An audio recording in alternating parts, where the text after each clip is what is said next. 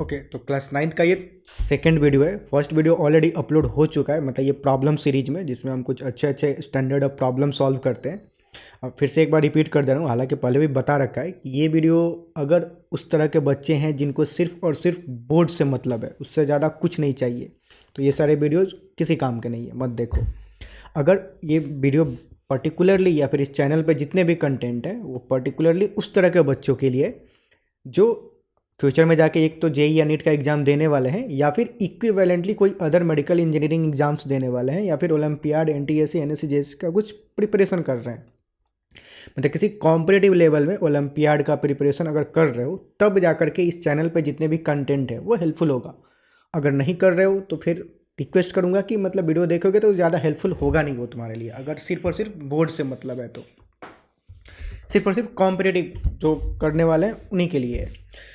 तो इस सीरीज में मतलब हम कुछ अच्छे अच्छे ऑलरेडी जितने भी क्लास 9th और 10th का जो भी कंटेंट है उसका थियरी वीडियोज ऑलरेडी इस पर अपलोडेड है, और भी कुछ बुक्स के भी सॉल्यूशन अवेलेबल है, जैसे कि एच.सी. वर्मा, स्टालिन मल्होत्रा का सॉल्यूशन ऑलरेडी कंप्लीट बुक का अवेलेबल है।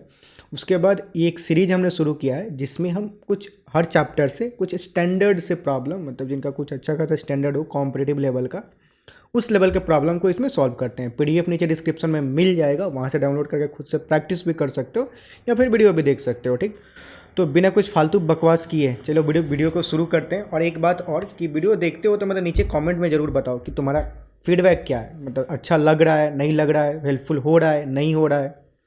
अगर हेल्पफुल हो रहा है तो भी बताओ, क्योंकि उससे हमें पता चलेगा कि हाँ चीज़ें सही जा रही है। अगर नहीं जा रही है तो वो भी बताओ, उसके अकॉर्डिंग फिर चीज़ें चेंज करेंगे। ज़्यादातर लोग वीडियो देखते हैं, मतलब कुछ नंबर अभी वो ऐसा है नहीं कि बहुत ज़्यादा है, थोड़े से ही बच्चे लोग देखते हैं। तो जो भी देख रहे हो वो बता दो नीचे कि तुम्हारे लिए ही बन रहा है, तो तुम्हें हेल्पफुल मिल जाएगा। जो भी बोलोगे उसके अकॉर्डिंग चेंज कर देंगे। ठीक, और जो भी कुछ सजेशन है एक्स्ट्रा भी कि मतलब ये भी कर दो वो भी कर दो, वो भी नीचे बता दो। अगर पॉसिबल हो पाया तो वो भी करने की कोशिश पूरी की जाएगी। ठीक, बाकी नीचे डिस्क्रिप्शन चेक कर सकते हो, जो इंपॉर्टेंट इन्फॉर्मेशन है वो अवेलेबल होगा। अगर ज़्यादा प्रमोशन नहीं करना चाहते हैं, पर बुक्स अवेलेबल है 9th और 10th का। जो भी स्टूडेंट हो, ये वीडियो देख रहे हो तो तुम क्लास 9th के ही बच्चे होगे। और अगर और एक्स्ट्रा क्वेश्चन चाहिए तो नीचे बुक डिस्क्रिप्शन में लिंक दिया हुआ है, उसमें बुक्स का उस मतलब उस बुक में प्रमोशन ही किया जा रहा है बेसिकली। अब बुक वहाँ पे रखा हुआ है, उठ के लाना पड़ेगा। बेसिकली नीचे डिस्क्रिप्शन में लिंक पे क्लिक करोगे तो रीडायरेक्ट हो जाओगे अमेजन के लिंक पे, मतलब वहाँ से परचेज कर सकते हो। बेसिकली उस बुक में मतलब बहुत सारे स्टैंडर्ड प्रॉब्लम जेई नीट के दिए गए हैं जो डायरेक्टली प्रीवियस ईयर में पूछे गए हैं, और उन सभी क्वेश्चंस का क्यूआर कोड दिया गया है, जिससे वीडियो सॉल्यूशन तुम हर क्वेश्चन का देख सकते हो। किसी भी क्वेश्चन में डाउट हुआ तो उसका डायरेक्ट वीडियो सॉल्यूशन अवेलेबल है। क्यूआर कोड स्कैन करो, उसका वीडियो सॉल्यूशन मिल जाएगा। ज़्यादा प्रमोशन नहीं कर रहा हूँ, बस बता रहा हूँ। इन केस तुम्हें चाहिए तो ले सकते हो, नहीं चाहिए तो कोई ज़बरदस्ती नहीं है, लेना भी नहीं है। ठीक, कोई बात नहीं। इस वीडियो को देखो, इससे भी हेल्पफुल होगा। मतलब ये भी इक्विवेलेंट है उस बुक के, इसमें भी हम अच्छे खासे प्रॉब्लम सॉल्व करेंगे। तो चलो अब बिना कुछ और ज़्यादा बकवास किए हुए सीधे प्रॉब्लम पे चलते हैं, मतलब प्रॉब्लम सॉल्व करना शुरू करते हैं। ये रहा पहला सवाल। फर्स्ट क्वेश्चन बोल रहा है, a block accelerate down the slope as shown in the photo. The upper portion of the slope is smooth and the lower portion is rough. ठीक है, मतलब एक ब्लॉक जो है वो इस पे ढूल रहा है, मतलब नीचे की तरफ जा रहा है। एक्सिलेट डाउन मतलब एक्सिलेट हो रहा है। ठीक है, अपर पोर्शन ऑफ द ब्लॉक जो है वो स्मूथ है, मतलब ये वाला पोर्शन जो है वो स्मूथ है, और जो नीचे वाला पोर्शन ये जो है वो रफ है। ठीक है, स्मूथ है मतलब यहाँ पे फ्रिक्शनल फोर्स नहीं लगेगा, और यहाँ पे फ्रिक्शन फोर्स लगेगा, बात वही है। ठीक, द लोअर पोर्शन। तब ऑप्शन क्या दे रखा है, मतलब कुछ बातें बोल रही है, और इसमें से कौन सी बातें सही है वो हमें पता करना है। तो बारी बारी से क्या बातें बोली जा रही है वो देखते हैं कि कौन कौन सी बातें बोलेगी है।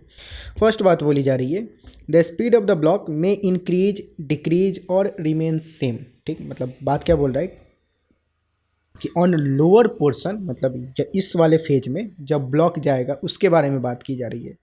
तो बोल रहा है कि फर्स्ट बात कि जब ब्लॉक लोअर पोर्शन में जाएगा तो उसका स्पीड इंक्रीज भी हो सकता है, डिक्रीज भी हो सकता है, और रिमेन सेम भी हो सकता है। तो यस, सही बात है। मतलब जब ब्लॉक पहले तो यहाँ पे एक्सिलेट होगा स्मूथ वाले पार्ट पे, तो जब तक वो स्मूथ वाले पार्ट में होगा तब तक तो उसका स्पीड बढ़ेगा ही, क्योंकि एक्सिलेशन रहेगा, नेट फोर्स नीचे की तरफ लग रहा होगा। लेकिन जब रफ सरफेस पे जाएगा तब सिनारियो क्या होगा, तो तब सिनारियो देखने के लिए मतलब एक फ़ोटो बनाते हैं कि मान लो कि ये रफ सरफेस पे है, ये रफ सरफेस पे, तो उस मोमेंट पे इस पे फोर्स कौन सा लग रहा है? एक तो मतलब ये अगर थीटा है तो नीचे की तरफ mg लग रहा होगा और पीछे की तरफ फ्रिक्शन लग रहा होगा। ये mg का कुछ कंपोनेंट इधर होगा, कुछ कंपोनेंट पैरेलल होगा। कंपोनेंट क्या होता है? कंपोनेंट लेना मतलब थियरी अगर वीडियो देख रखे होगे तो उसमें बहुत डिटेल में समझा रखा है कि मतलब कंपोनेंट कैसे लेते हैं। मैं रिकमेंड करूँगा कि अगर नहीं पता है तो वो थियरी वीडियो जो इस चैनल पे अवेलेबल है, force and laws of motion का, जाके ज़रूर देखो। उसमें 7 घंटे का बहुत लंबा वीडियो है। वीडियो के नीचे डिस्क्रिप्शन में जाओगे तो बहुत सारे टॉपिक्स के टाइम स्टैम्प दिया हुआ है, तो पूरे वीडियो में ढूंढने की भी जरूरत नहीं है। अगर तुम्हें सिर्फ कंपोनेंट वाला पार्ट देखना है तो डिस्क्रिप्शन में जाओ, उस पर क्लिक करोगे तो सीधे रीडायरेक्ट हो जाओगे उस पार्ट पे, ठीक। तो कंपोनेंट कैसे लिया जाता है वो वहाँ से देख सकते हो। मतलब लंबा टॉपिक है, अब यहाँ पे समझाने बैठ जाएंगे तो रायता फैल जाएगा, मतलब बहुत टाइम लग जाएगा, ठीक। सीधा मैं सिंपल शॉर्ट में बताता हूँ कि mg अगर ये है तो मतलब उसका कुछ कंपोनेंट इधर आएगा, कुछ कंपोनेंट इधर आएगा, ठीक। मतलब कुछ पार्ट इधर रहेगा, कुछ पार्ट इधर रहेगा, ठीक। मान लेते हैं कि इधर कुछ पार्ट रहेगा। अब वो कितना रहेगा, वो कैलकुलेट कैसे करते हैं वो भी उस वीडियो में समझा रखा है। यहाँ भी थोड़ा सा मैं समझाता हूँ कि अगर उसने किसी ने देखा होगा तो भूल गए होंगे तो याद आ सकता है। ये वाला एंगल अगर थीटा है तो ये वाला एंगल कितना होगा? 90 माइनस थीटा, ठीक। तो mg का कंपोनेंट अगर इधर लोगे, ये एंगल जो हो गया वो 90 माइनस थीटा हो गया। तो mg का कंपोनेंट अगर इस साइड लोगे तो वो आएगा mg cos 90 minus theta. 90 cos 90 minus theta कितना हो जाता है? Sine theta. तो इधर जो कंपोनेंट होगा वो हो जाएगा mg साइन थीटा, ठीक। तो mg का कंपोनेंट जो होगा वो क्या हो जाएगा? mg साइन थीटा इस साइड में, और इस साइड में जो कंपोनेंट होगा वो, इस साइड में जो कंपोनेंट होगा वो mg कॉस थीटा हो जाएगा, ठीक। अच्छा, अब अगर फोर्स देखा जाए, अब ब्लॉक जो है इधर मूव कर रहा है, फोर्स क्या है? mg साइन थीटा इधर, फ्रिक्शन इधर।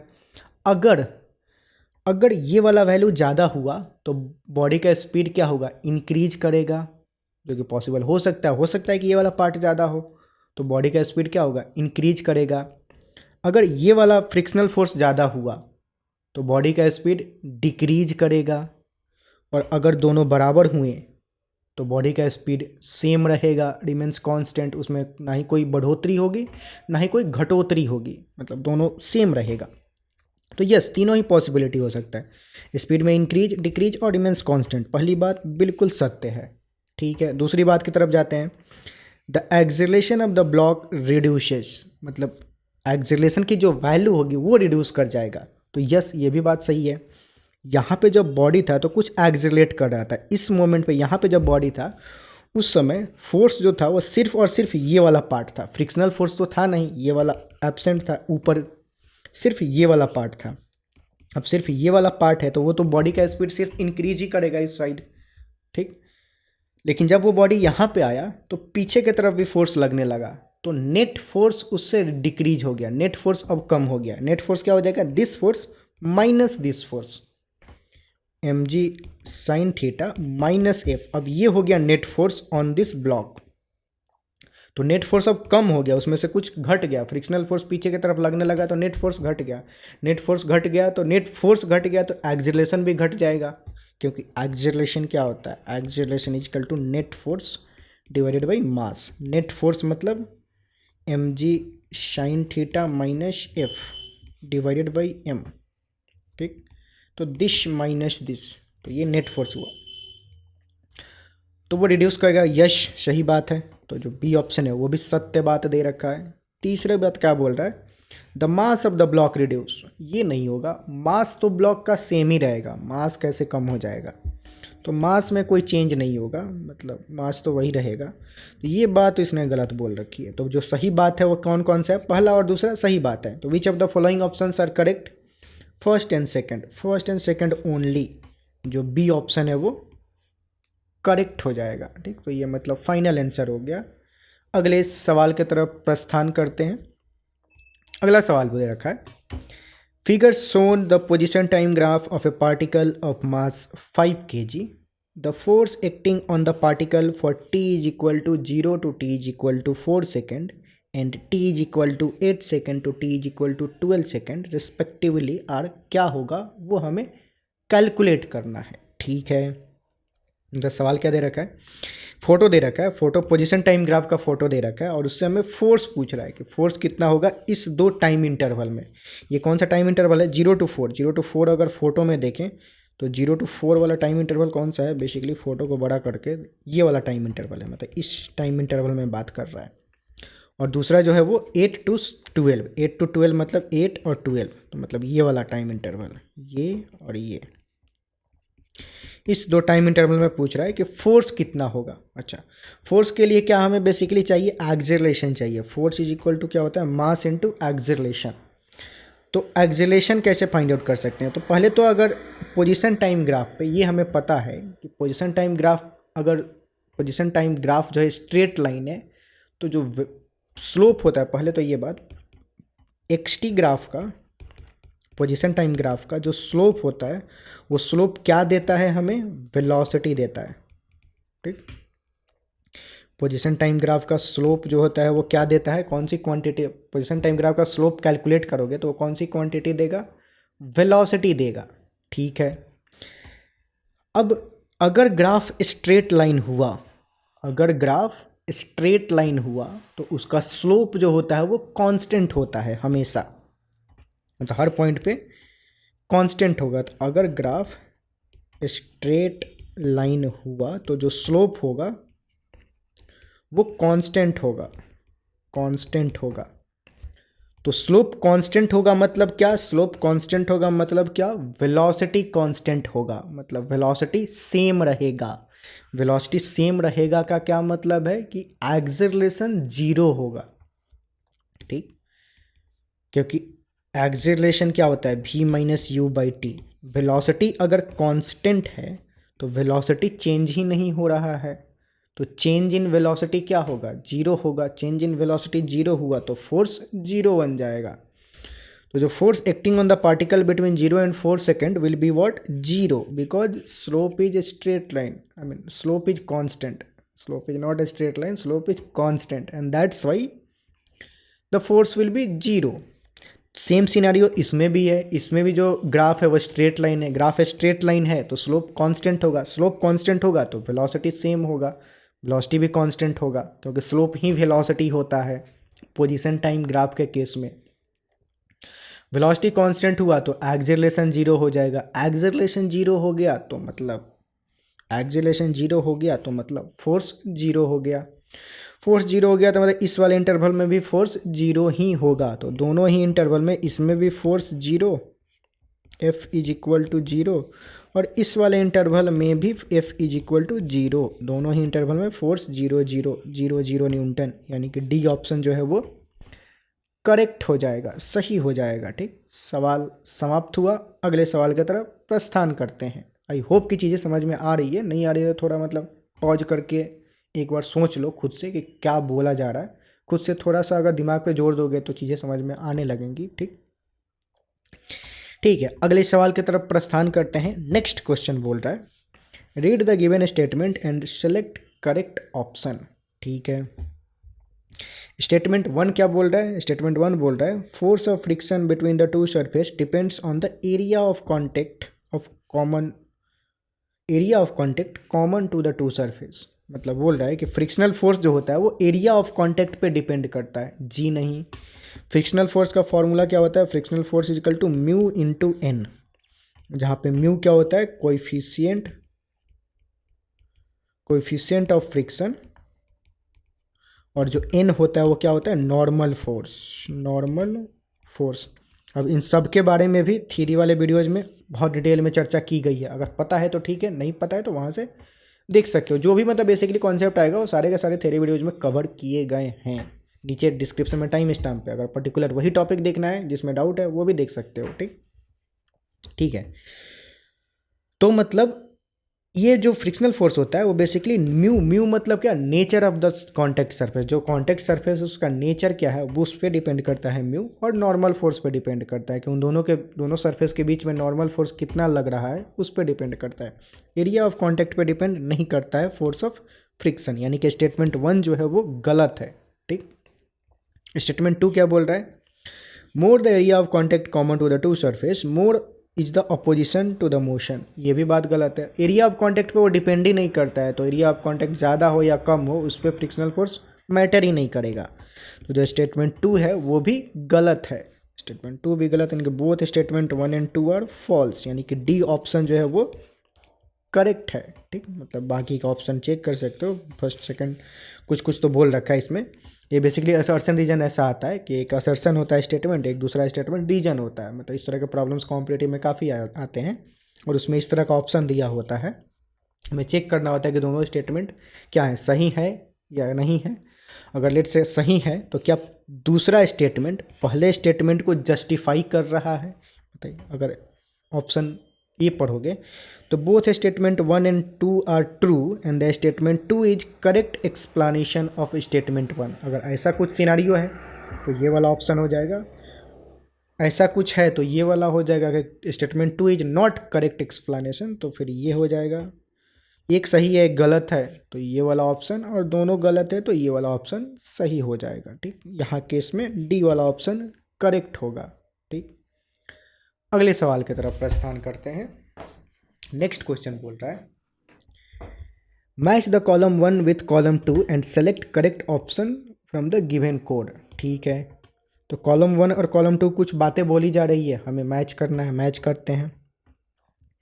ए child running to catch the school bus. ठीक है, अब ये मतलब सिचुएशन दे रखा है, इधर क्या बोल रखा है, force can make stationary object move, force can stop a moving object, force can change the shape of the object, okay, force can make the object move faster.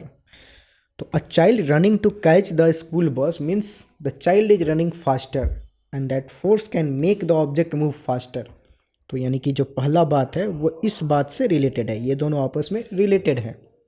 अब इस तरह के प्रॉब्लम को सॉल्व करने के लिए अगर तुम फाइनल किसी कॉम्पिटिटिव एग्जाम में बैठे हो और उस एग्जाम में अगर ये प्रॉब्लम आया हुआ है तो हमें टाइम सेव करना है, सारे ऑप्शन को नहीं चेक करना है, पहले एक सॉल्व करो और इस ऑप्शन में से एलिमिनेट करना शुरू करो कि कौन कौन से ऑप्शन एलिमिनेट हो जा रहे हैं। तो देखो अगर ध्यान से, पी वाला जो है वो 4 से रिलेटेड है, तो पी वाला 4 से रिलेटेड है, मतलब ये वाला ऑप्शन अभी भी वैलिड है, गलत नहीं है। ठीक, पी जो है 3 से दे रहा है, पी मतलब 3 से दे रहा है, मतलब ये वाला गलत है।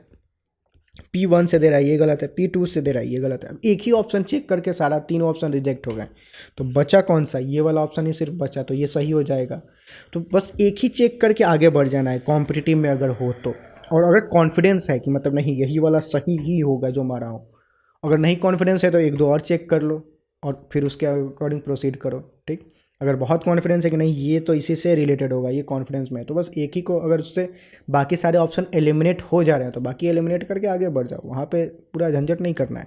पर यहाँ हम सीखने के लिए क्वेश्चन सॉल्व कर रहे हैं, तो हम यहाँ पे सारे को ऑप्शन चेक करेंगे। ठीक, सीखना है क्योंकि हमें अभी। ठीक है, तो दूसरा ऑप्शन क्या बोल रहा है, a man blowing a balloon, मतलब मैं अगर आदमी कोई बलून फूंक रहा है तो उसमें वो कैसे रिलेटेड है, force can change the shape of object, मतलब आदमी फोर्स लगा रहा है उससे बलून का जो शेप है वो चेंज हो रहा है, तो force can change the shape of object. तो पहला फोर्स है, दूसरा जो बात है वो थर्ड वाले से रिलेटेड है। ठीक, अगला ऑप्शन अगर देखें तो अगला ऑप्शन क्या है, ओमेन पुशिंग अ टेबल। अगर ओमेन पुशिंग अ टेबल तो force can make a stationary object move, मतलब टेबल रेस्ट पे था, ओमेन ने फोर्स लगा के उसको मूव करा दिया, तो ये जो बात है वो फर्स्ट वाले स्टेटमेंट से रिलेटेड है। तो ये फर्स्ट वाला स्टेटमेंट से रिलेटेड है, तो फर्स्ट वाला कॉलम से, मतलब फर्स्ट वाला रो से बेसिकली। ये लास्ट बात क्या बोल रहा है, a cricketer catching a ball. अगर कोई क्रिकेटर बॉल कैच कर रहा है तो वो फोर्स लगा के उस बॉल को रोक दिया, force can stop a moving object. ये बात जो है इस बात से, सेकंड वाले बात से रिलेटेड है, तो एस जो है वो सेकंड वाले बात से रिलेटेड है। ठीक, तो बस अब आगे देखते हैं। तो बस सारे में हमने कर लिया, तो मतलब एक बार चेक कर लेते हैं कि सारा मैच हो रहा है या नहीं। पी जो है 4 है, पी 4 का, क्यू थर्ड बात से रिलेटेड है, क्यू थर्ड से, आर जो है फर्स्ट वाला बात से रिलेटेड है, तो आर 1, एस जो है सेकंड बात से रिलेटेड है, तो एस का 2, यानी कि सारा का सारा ही मैच हो रहा है। ठीक, आप कोई भी जो भी हाई कॉन्फिडेंस हो में हो, मतलब लेट्स से फर्स्ट वाला ऑप्शन ना देके तुम इस वाले बात में कॉन्फिडेंस में हो, तो ये वाला पहले मैच करो जो भी है, ये फर्स्ट से है। और फिर ऑप्शन एलिमिनेट करना शुरू करो। उससे भी कर सकते हो, कोई भी एक दो लेकर पहले एलिमिनेशन मेथड इसमें बहुत अच्छा काम करता है, टाइम सेव होता है अगर कॉम्पिटिटिव एग्जाम का कोई एग्जाम दे रहा हो और उसमें ये पूछा गया है तो। ठीक है, आगे बढ़ते हैं। अगला सवाल दे रखा है, read the given statement and select the correct option. Okay, statement 1, the force of action, not acting, the force of action and reaction always appear due to actual physical contact of two bodies। जी नहीं। Action reaction क्या होता है, जब दो body एक दूसरे पे force लगाते हैं तो एक बॉडी के द्वारा जो फोर्स लगाया जाता है उसको एक्शन बोलते हैं और दूसरे बॉडी के द्वारा जो फोर्स लगाया जाएगा उसको रिएक्शन बोलेंगे। इसमें से कोई सा भी एक्शन और कोई सा भी रिएक्शन हो सकता है। मतलब लेट्स से दो बॉडीज, आप न्यूटन थर्ड लॉ का बेसिकली है, अगर कोई इंसान है यहाँ पे ये वॉल को अगर पुश कर रहा है तो जो इंसान इस वॉल पे फोर्स लगाएगा F, वो हो गया एक्शन, और जो वॉल इंसान पे फोर्स लगाएगा F, वो हो गया रिएक्शन।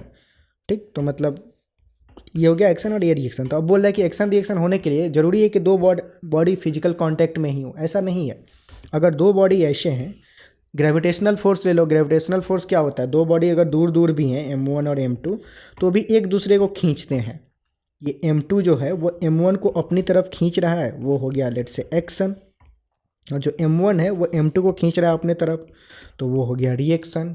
ठीक, तो एक्शन और रिएक्शन के लिए ज़रूरी नहीं है कि दो बॉडी कांटेक्ट में हो, वैसे भी हो सकता है। ठीक, तो नहीं, ये बिल्कुल बात गलत है। ठीक, और इसमें से कोई सा भी फोर्स को आप एक्शन ले सकते हो तो दूसरा ऑटोमेटिक रिएक्शन हो जाएगा। अगर इसको एक्शन बोल रहे हो तो ये रिएक्शन है, अगर इसको एक्शन बोल रहे हो तो ये रिएक्शन है। ऐसा कुछ मतलब फिक्स नहीं है कि इसी को हम एक्शन बोलेंगे इसी को रिएक्शन, दोनों में से कोई एक एक्शन होता है तो दूसरा ऑटोमेटिक रिएक्शन हो जाता है। ठीक, मतलब रिएक्शन फोर्स हो जाता है बेसिकली।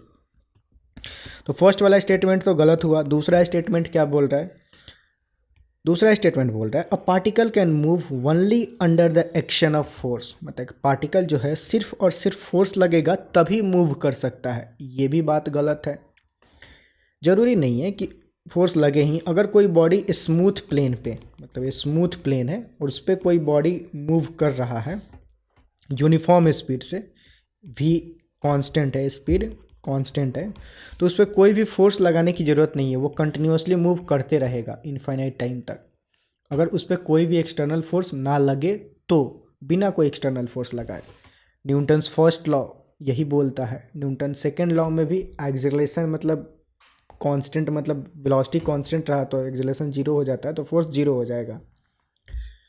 तो वेलोसिटी अगर कांस्टेंट रहे तो फोर्स जीरो होता है। तो अगर वेलोसिटी कांस्टेंट है, अगर स्मूथ प्लेन पे कोई बॉडी मूव कर रहा है तो उसका वेलोसिटी कांस्टेंट होगा, तो उस पर कोई फोर्स लगाने की ज़रूरत नहीं है, लेकिन तभी भी वो मूव करेगा। ठीक, और अरिस्टोटल फॉलेसी भी यही बोलता है, मतलब एनसीईआरटी में टॉपिक जो है अरिस्टोटल फैलेसी, उसमें भी यही बोलता है अरिस्टोटल की यही गलत फहमी था कि कोई बॉडी को मूव कराने के लिए फोर्स चाहिए, लेकिन ऐसा चाहिए नहीं।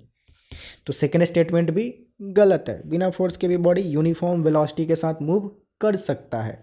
दोनों स्टेटमेंट गलत, दोनों स्टेटमेंट गलत, मतलब बोथ स्टेटमेंट 1 और 2 आर फॉल्स, मतलब डी ऑप्शन करेक्ट हो जाएगा।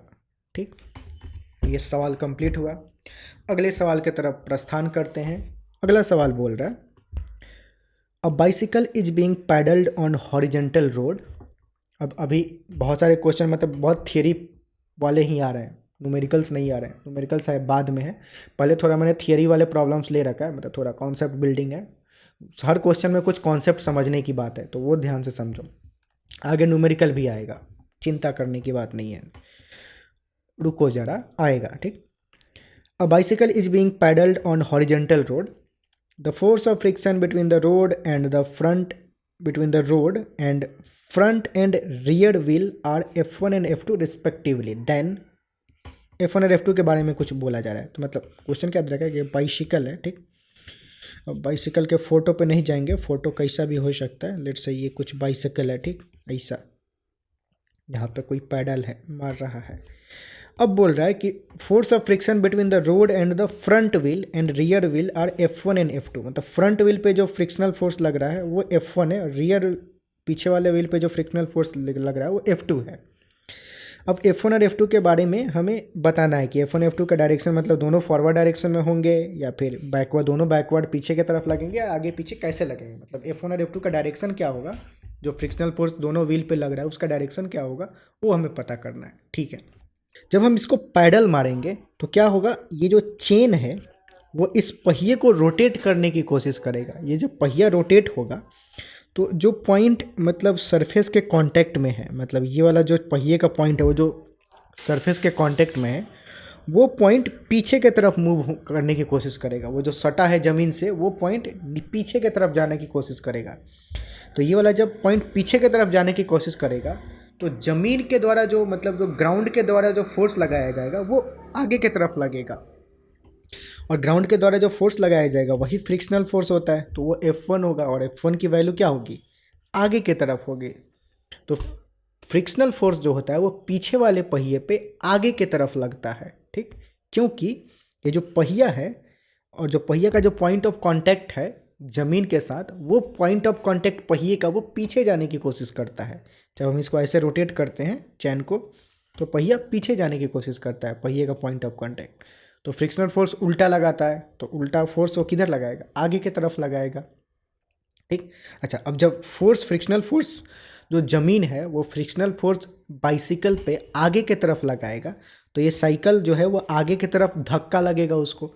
जब ये साइकिल को आगे की तरफ धक्का लगेगा तो ये जो आगे वाला व्हील है वो आगे की तरफ जाने की कोशिश करेगा, ठीक। मतलब वो आगे की तरफ जाने की कोशिश करेगा, छिछलने की कोशिश करेगा। तो ये जो पॉइंट ऑफ कांटेक्ट है वो आगे की तरफ जाने की कोशिश करेगा।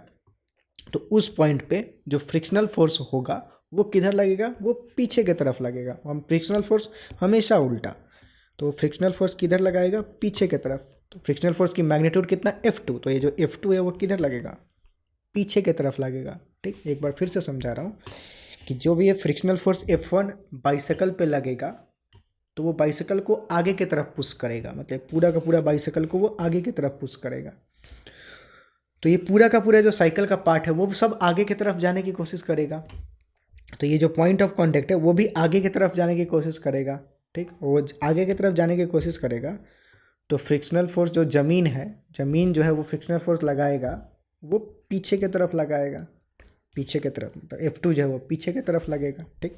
तो जो F1 है वो आगे के डायरेक्शन में लगेगा और जो F2 है वो पीछे के डायरेक्शन में लगेगा। तो F1 act in the forward direction and F2 act in the backward direction. मतलब सी ऑप्शन जो है वो करेक्ट हो जाएगा, ठीक। तो मतलब सवाल कंप्लीट हुआ ये। अगले सवाल की तरफ प्रस्थान करते हैं। अब थोड़ा थोड़ा न्यूमेरिकल आ रहा है, ठीक। अब देखेंगे अगले सवाल को, देखते हैं। नेक्स्ट बोल रहा है, in the following figure an object of mass 1.2 kg is at rest at point P, ठीक है। मतलब ऑब्जेक्ट है, the following figure the object 1.2 kg is rest at P। अच्छा, मतलब P पॉइंट पे कोई ऑब्जेक्ट रेस्ट पे है, ठीक है। If R and F are the reaction and frictional force respectively then what will be the answer. Okay, तो photo एक बार फिर से बनाते हैं। मतलब ऐसा कुछ पॉइंट है, प्लेन है, और इस पे यहाँ पे कोई ऑब्जेक्ट रेस्ट पे है, मतलब टॉप पॉइंट पे रेस्ट पे है, मतलब नेट फोर्स उस पर क्या होगा, 0 होगा, ठीक। ये एंगल जो है वो 30 दे रखा है, और इस पर जो फ्रिक्शनल फोर्स मतलब लग रहा है वो F reaction force and frictional force. Reaction force ये R है ऊपर की तरफ और फ्रिक्शनल फोर्स F पीछे की तरफ है। इसकी वैल्यू हमें कैलकुलेट करनी है, ठीक है। तो पहले ये देखते हैं कि इस ब्लॉक पे, मतलब ये जो पॉइंट है जो कि रेस्ट पे है, मतलब जो ऑब्जेक्ट है जिसका मास ये है और जो ऑब्जेक्ट ये रेस्ट पे है, उस ऑब्जेक्ट पे टोटल कितने फोर्सेस लग रहे हैं। तो दो फोर्स तो ऑलरेडी दे रखा है, फ्रिक्शनल फोर्स और रिएक्शन फोर्स। जो एक फोर्स मिसिंग है, नहीं दे रखा है, वो कौन सा है, ग्रेविटेशनल फोर्स, mg। mg जो होता है हमेशा नीचे की तरफ लगता है, तो ये mg इधर लगेगा। अब अगर हम mg का कंपोनेंट करें तो ये एंगल 30 है, तो जो ये मतलब इसको अगर एक्सटेंड करें ऐसे तो ये 30 है, ये 90 है, तो ये वाला एंगल कितना हो जाएगा, 60 डिग्री हो जाएगा, ठीक। तो मतलब ये वाला एंगल कितना होगा, 60 डिग्री। अब ये mg का अगर कंपोनेंट हम इस डायरेक्शन में लें तो कितना होगा, mg cos 60 डिग्री।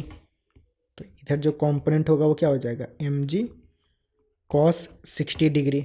थीटा मैं लिख रहा हूँ, उसको 60 ही लिख देते हैं, cos 60 डिग्री।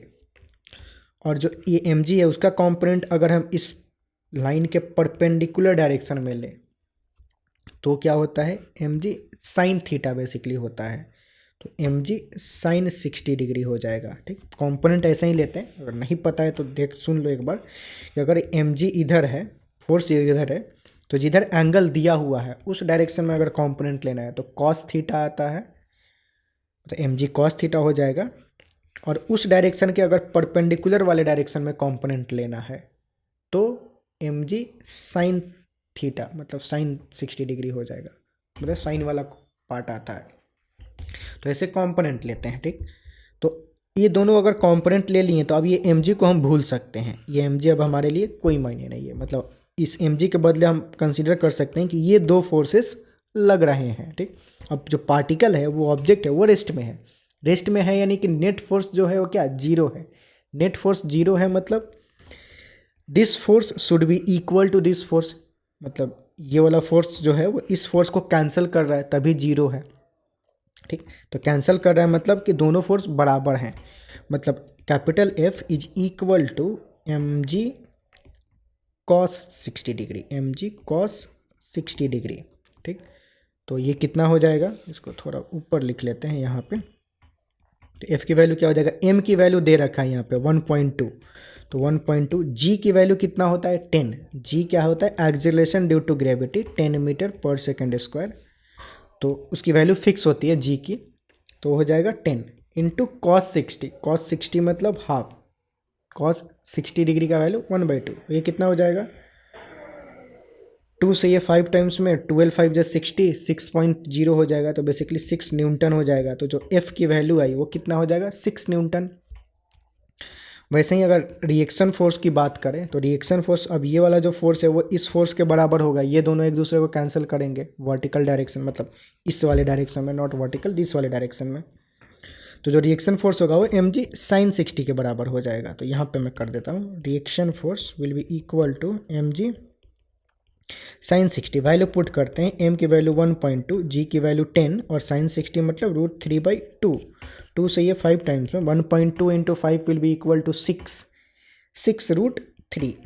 तो जो आर की वैल्यू है वो कितना हो जाएगा 6 √3 और एफ की जो वैल्यू है वो 6 न्यूटन हो जाएगा। तो एफ जो है वो 6 न्यूटन कहाँ पे है, कहाँ पे एफ 6 न्यूटन और जो आर है वो 6 √3 न्यूटन।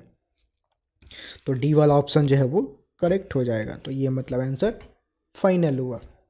नेक्स्ट क्वेश्चन की तरफ प्रस्थान करते हैं। The figure given below shows the displacement plotted against time for a particle. ठीक है, in which of the region the force acting on the particle is zero, मतलब कुछ फोर्स, मतलब फोर्स नहीं, डिस्प्लेसमेंट वर्सेस टाइम दे रखा है और हमसे पूछा जा रहा है कि मतलब कौन से रीजन में force acting on the particle zero है, मतलब नेट फोर्स जो पार्टिकल पर लग रहा है वो जीरो है, कौन से रीजन में। तो पहले तो डिस्प्लेसमेंट टाइम ग्राफ से हम क्या कैलकुलेट कर सकते हैं, डिस्प्लेसमेंट टाइम ग्राफ अगर दिया है तो उसका जो स्लोप होता है वो वेलोसिटी बताता है। ठीक, डिस्प्लेसमेंट टाइम ग्राफ का जो स्लोप होगा वो हमें क्या देगा, वेलोसिटी देगा। ठीक, अच्छा, अब अगर देखें, अगर डिफरेंट जोन में, मतलब ए बी हो गया, बी सी डी और डी, ये 4 पार्ट हो गए। तो फर्स्ट पार्ट को अगर ध्यान में देखेंगे तो फर्स्ट पार्ट ध्यान से देखेंगे तो फर्स्ट पार्ट जो है वो स्ट्रेट लाइन है, स्ट्रेट लाइन है मतलब उसका जो स्लोप होगा वो सेम रहेगा हर पॉइंट पे। तो हर पॉइंट पे जब स्लोप कैलकुलेट करोगे तो उसकी वैल्यू सेम होगी, सेम होगी मतलब क्या, वेलोसिटी सेम होगी। वेलोसिटी सेम हुआ मतलब क्या, फोर्स जीरो हो गया, मतलब ए बी वाले पार्ट में जो फोर्स है वो क्या जीरो है। हमसे पूछा क्या जा रहा है कि कौन से पार्ट में, नीच of the region force acting on the particle zero, यही पूछा जा रहा है। तो ए बी वाला ही एक्चुअल में पार्ट हो जाएगा जिसमें फोर्स जीरो है। ठीक, तो फर्स्ट ऑप्शन तो करेक्ट हो जाएगा, पर आगे वाला पार्ट भी देखते हैं, आगे के रीजन में देखते हैं कि उसमें फोर्स जीरो क्यों नहीं है। अब इस वाले पार्ट को अगर देखोगे तो इसमें क्या है कि हर पॉइंट पे स्लोप जो है वो चेंज हो रहा है। मतलब स्लोप क्या होता है, हर पॉइंट पे टेंजेंट ड्रॉ करोगे तो इस पॉइंट पे स्लोप जो होगा वो ये होगा, इस पॉइंट पे टेंजेंट ड्रॉ करोगे तो ऐसा, तो स्लोप मतलब चेंज हो गया। इस पॉइंट पे टेंजेंट ड्रॉ करोगे तो ये हो गया, मतलब स्लोप क्या होता है ये वाला एंगल tan थीटा। इस पॉइंट पे स्लोप क्या होगा ये वाला एंगल tan, मतलब ये एंगल थीटा है तो स्लोप क्या tan थीटा, वो स्लोप हो गया इस पॉइंट पे। इस पॉइंट पे अगर ड्रॉ करोगे तो टेंजेंट कुछ ऐसा आएगा, ये थीटा यहाँ पे एंगल बनेगा, वो थीटा डिफरेंट एंगल होगा, तो मतलब स्लोप इज इक्वल टू क्या, tan थीटा। तो tan थीटा की वैल्यू डिफरेंट होगी तो स्लोप डिफरेंट होगा। तो हर पॉइंट पे जो स्लोप होगा वो अलग अलग होगा। तो हर पॉइंट पे स्लोप अलग अलग मतलब वेलोसिटी अलग अलग, वेलोसिटी अलग अलग मतलब वेलोसिटी चेंज हो रहा है, वेलोसिटी चेंज हो रहा है मतलब कि फोर्स लग रहा है। ठीक, सेम कहानी इसमें भी होगा, इसमें भी हर पॉइंट पे स्लोप अलग अलग है, तो वेलोसिटी अलग अलग होगा तो मतलब फोर्स लग रहा है। वेलोसिटी अलग अलग मतलब वेलोसिटी चेंज हो रहा है, वेलोसिटी चेंज हो रहा है मतलब क्या कि F is equal to m a m v minus u by t, मतलब वेलोसिटी चेंज हो रहा है, वेलोसिटी चेंज हो रहा है मतलब एक्सेलरेशन है, एक्सेलरेशन है तो फोर्स लगेगा। और इसमें भी सेम कहानी, तो जितने भी कर्व पाथ होंगे उसमें वेलोसिटी चेंज होगा, मतलब डिस्प्लेसमेंट टाइम ग्राफ पे अगर वो ग्राफ कर्व है तो उसमें स्लोप चेंज होगा, स्लोप चेंज होगा तो वेलोसिटी चेंज होगा, वेलोसिटी चेंज होगा तो एक्सेलरेशन है, यानी कि एक्सेलरेशन है तो फोर्स लगेगा। तो इसलिए बाकी के पार्ट में फोर्स लग रहा है, फोर्स जीरो जो है वो सिर्फ और सिर्फ फर्स्ट पार्ट में ही है, मतलब ए बी वाले पार्ट में ही फोर्स जीरो होगा। ठीक, तो मतलब ये वाला ऑप्शन मतलब हो जाएगा इसका करेक्ट। ठीक, ठीक है, बाकी के सवाल जो है वो अगले मतलब मैं बाद में रिकॉर्ड करूँगा, आपको तो तुरंत ही मिलेगा, बाद में रिकॉर्ड करते हैं, रात काफ़ी हो चुकी है और मतलब खाना खाने जाना है, सोना भी है, तो अगले दिन रिकॉर्ड करता हूँ और फिर अपलोड करते हैं। ठीक, तो मतलब अभी मैं वीडियो यहीं पे क्लोज कर रहा हूँ, अब तुमको तो तुरंत मिल जाएगा, आगे से कंटिन्यू होगा, पर वीडियो रिकॉर्डिंग नेक्स्ट डे होगा। ओके, तो बाकी की रिकॉर्डिंग अगले दिन शुरू कर रहे हैं, अब सीधे सवाल सॉल्व करना शुरू करते हैं बिना किसी बकवास किए हुए। ठीक, अगला सवाल देखते हैं। नेक्स्ट क्वेश्चन बोल रहा है, two car of unequal masses use similar tyres, if they are moving with same initial speed the minimum stopping distance will be, क्या होगा वो हमें कैलकुलेट करना है। ठीक है, पहले सवाल क्या देखें, दो कार अनइक्वल मासेस है, ऑप्शन में भी कुछ हेवियर कार लाइटर कार के बारे में बात कर रखा है, तो लेट से मान लेते हैं कि दो कार है ऐसे जिसका मास m1 और m2 है, और मान लेते हैं कि m2 का मास जो है वो ज़्यादा है, m1 का मास कम है, अनइक्वल मासेस हैं। यूज सिमिलर टायर्स मतलब जो टायर है वो सेम है basically, if they are moving with the same initial speed, दोनों का इनिशियल स्पीड सेम है तो u और u मान लेते हैं। तो मिनिमम स्टॉपिंग डिस्टेंस विल भी क्या होगा, मिनिमम स्टॉपिंग डिस्टेंस का मतलब क्या होता है कि लेट से कोई कार अगर मूव कर रहा है, ऐसे ऐसे कोई कार मूव कर रहा है तो कुछ स्पीड से मूव कर रहा है, जब इस पर हम ब्रेक अप्लाई करते हैं तो बेसिकली कार में जो होता है वो रिटार्डेशन होता है, उसका जो स्पीड होता है वो डिक्रीज करेगा टाइम के साथ, और कुछ दूरी पर जाके कार जो होगा फाइनली रुक जाएगा, फाइनली कुछ दूरी पर जाके कार की जो फाइनल स्पीड होगी वो जीरो हो जाएगी। तो इनिशियल स्पीड से फाइनल स्पीड जीरो होने में मतलब जैसे हमने ब्रेक लगाना शुरू किया तो कार जो है रिटार्ड करेगा, मतलब उसका वेलोसिटी डिक्रीज करेगा, डिक्रीज करेगा तो कुछ डिस्टेंस ट्रैवल करने के बाद उसका जो फाइनल वेलोसिटी है वो जीरो हो जाएगा। अब वो फाइनल वेलोसिटी होने में कुछ डिस्टेंस कवर करेगा कार, उसी डिस्टेंस को स्टॉपिंग डिस्टेंस बोलते हैं, मतलब उसको रुकने में कितना दूरी तय किया, रुकने में कितना दूरी वो तय किया, वो स्टॉपिंग डिस्टेंस होता है। तो उसी की बात की जा रही है कि स्टॉपिंग डिस्टेंस मतलब किसका कम होगा ज़्यादा होगा, ऐसा कुछ बोला जा रहा है। ठीक है, तो स्टॉपिंग डिस्टेंस कैलकुलेट करने के लिए, ये डिस्टेंस एस कैलकुलेट करने के लिए क्या हम यूज कर सकते हैं, थर्ड इक्वेशन यूज कर सकते हैं। थर्ड इक्वेशन यूज करें तो v square is equal to u square plus 2as, ऐसा कुछ इक्वेशन होता है। ठीक, अब इसमें देखें तो फाइनल स्पीड तो जीरो है, इनिशियल स्पीड दोनों का सेम है, और ए एक्सेलरेशन क्या होगा, एक्सेलरेशन बेसिकली निगेटिव होगा, और उस एक्सेलरेशन की वैल्यू क्या होगी, एक्सेलरेशन की वैल्यू क्या होगी, acceleration is equal to what, formula for a is what, force by mass. अब फोर्स कितना लगेगा, जब इस पर हम ब्रेक अप्लाई करेंगे तो जो फोर्स लगेगा वो फ्रिक्शनल फोर्स ही लगेगा पीछे के तरफ।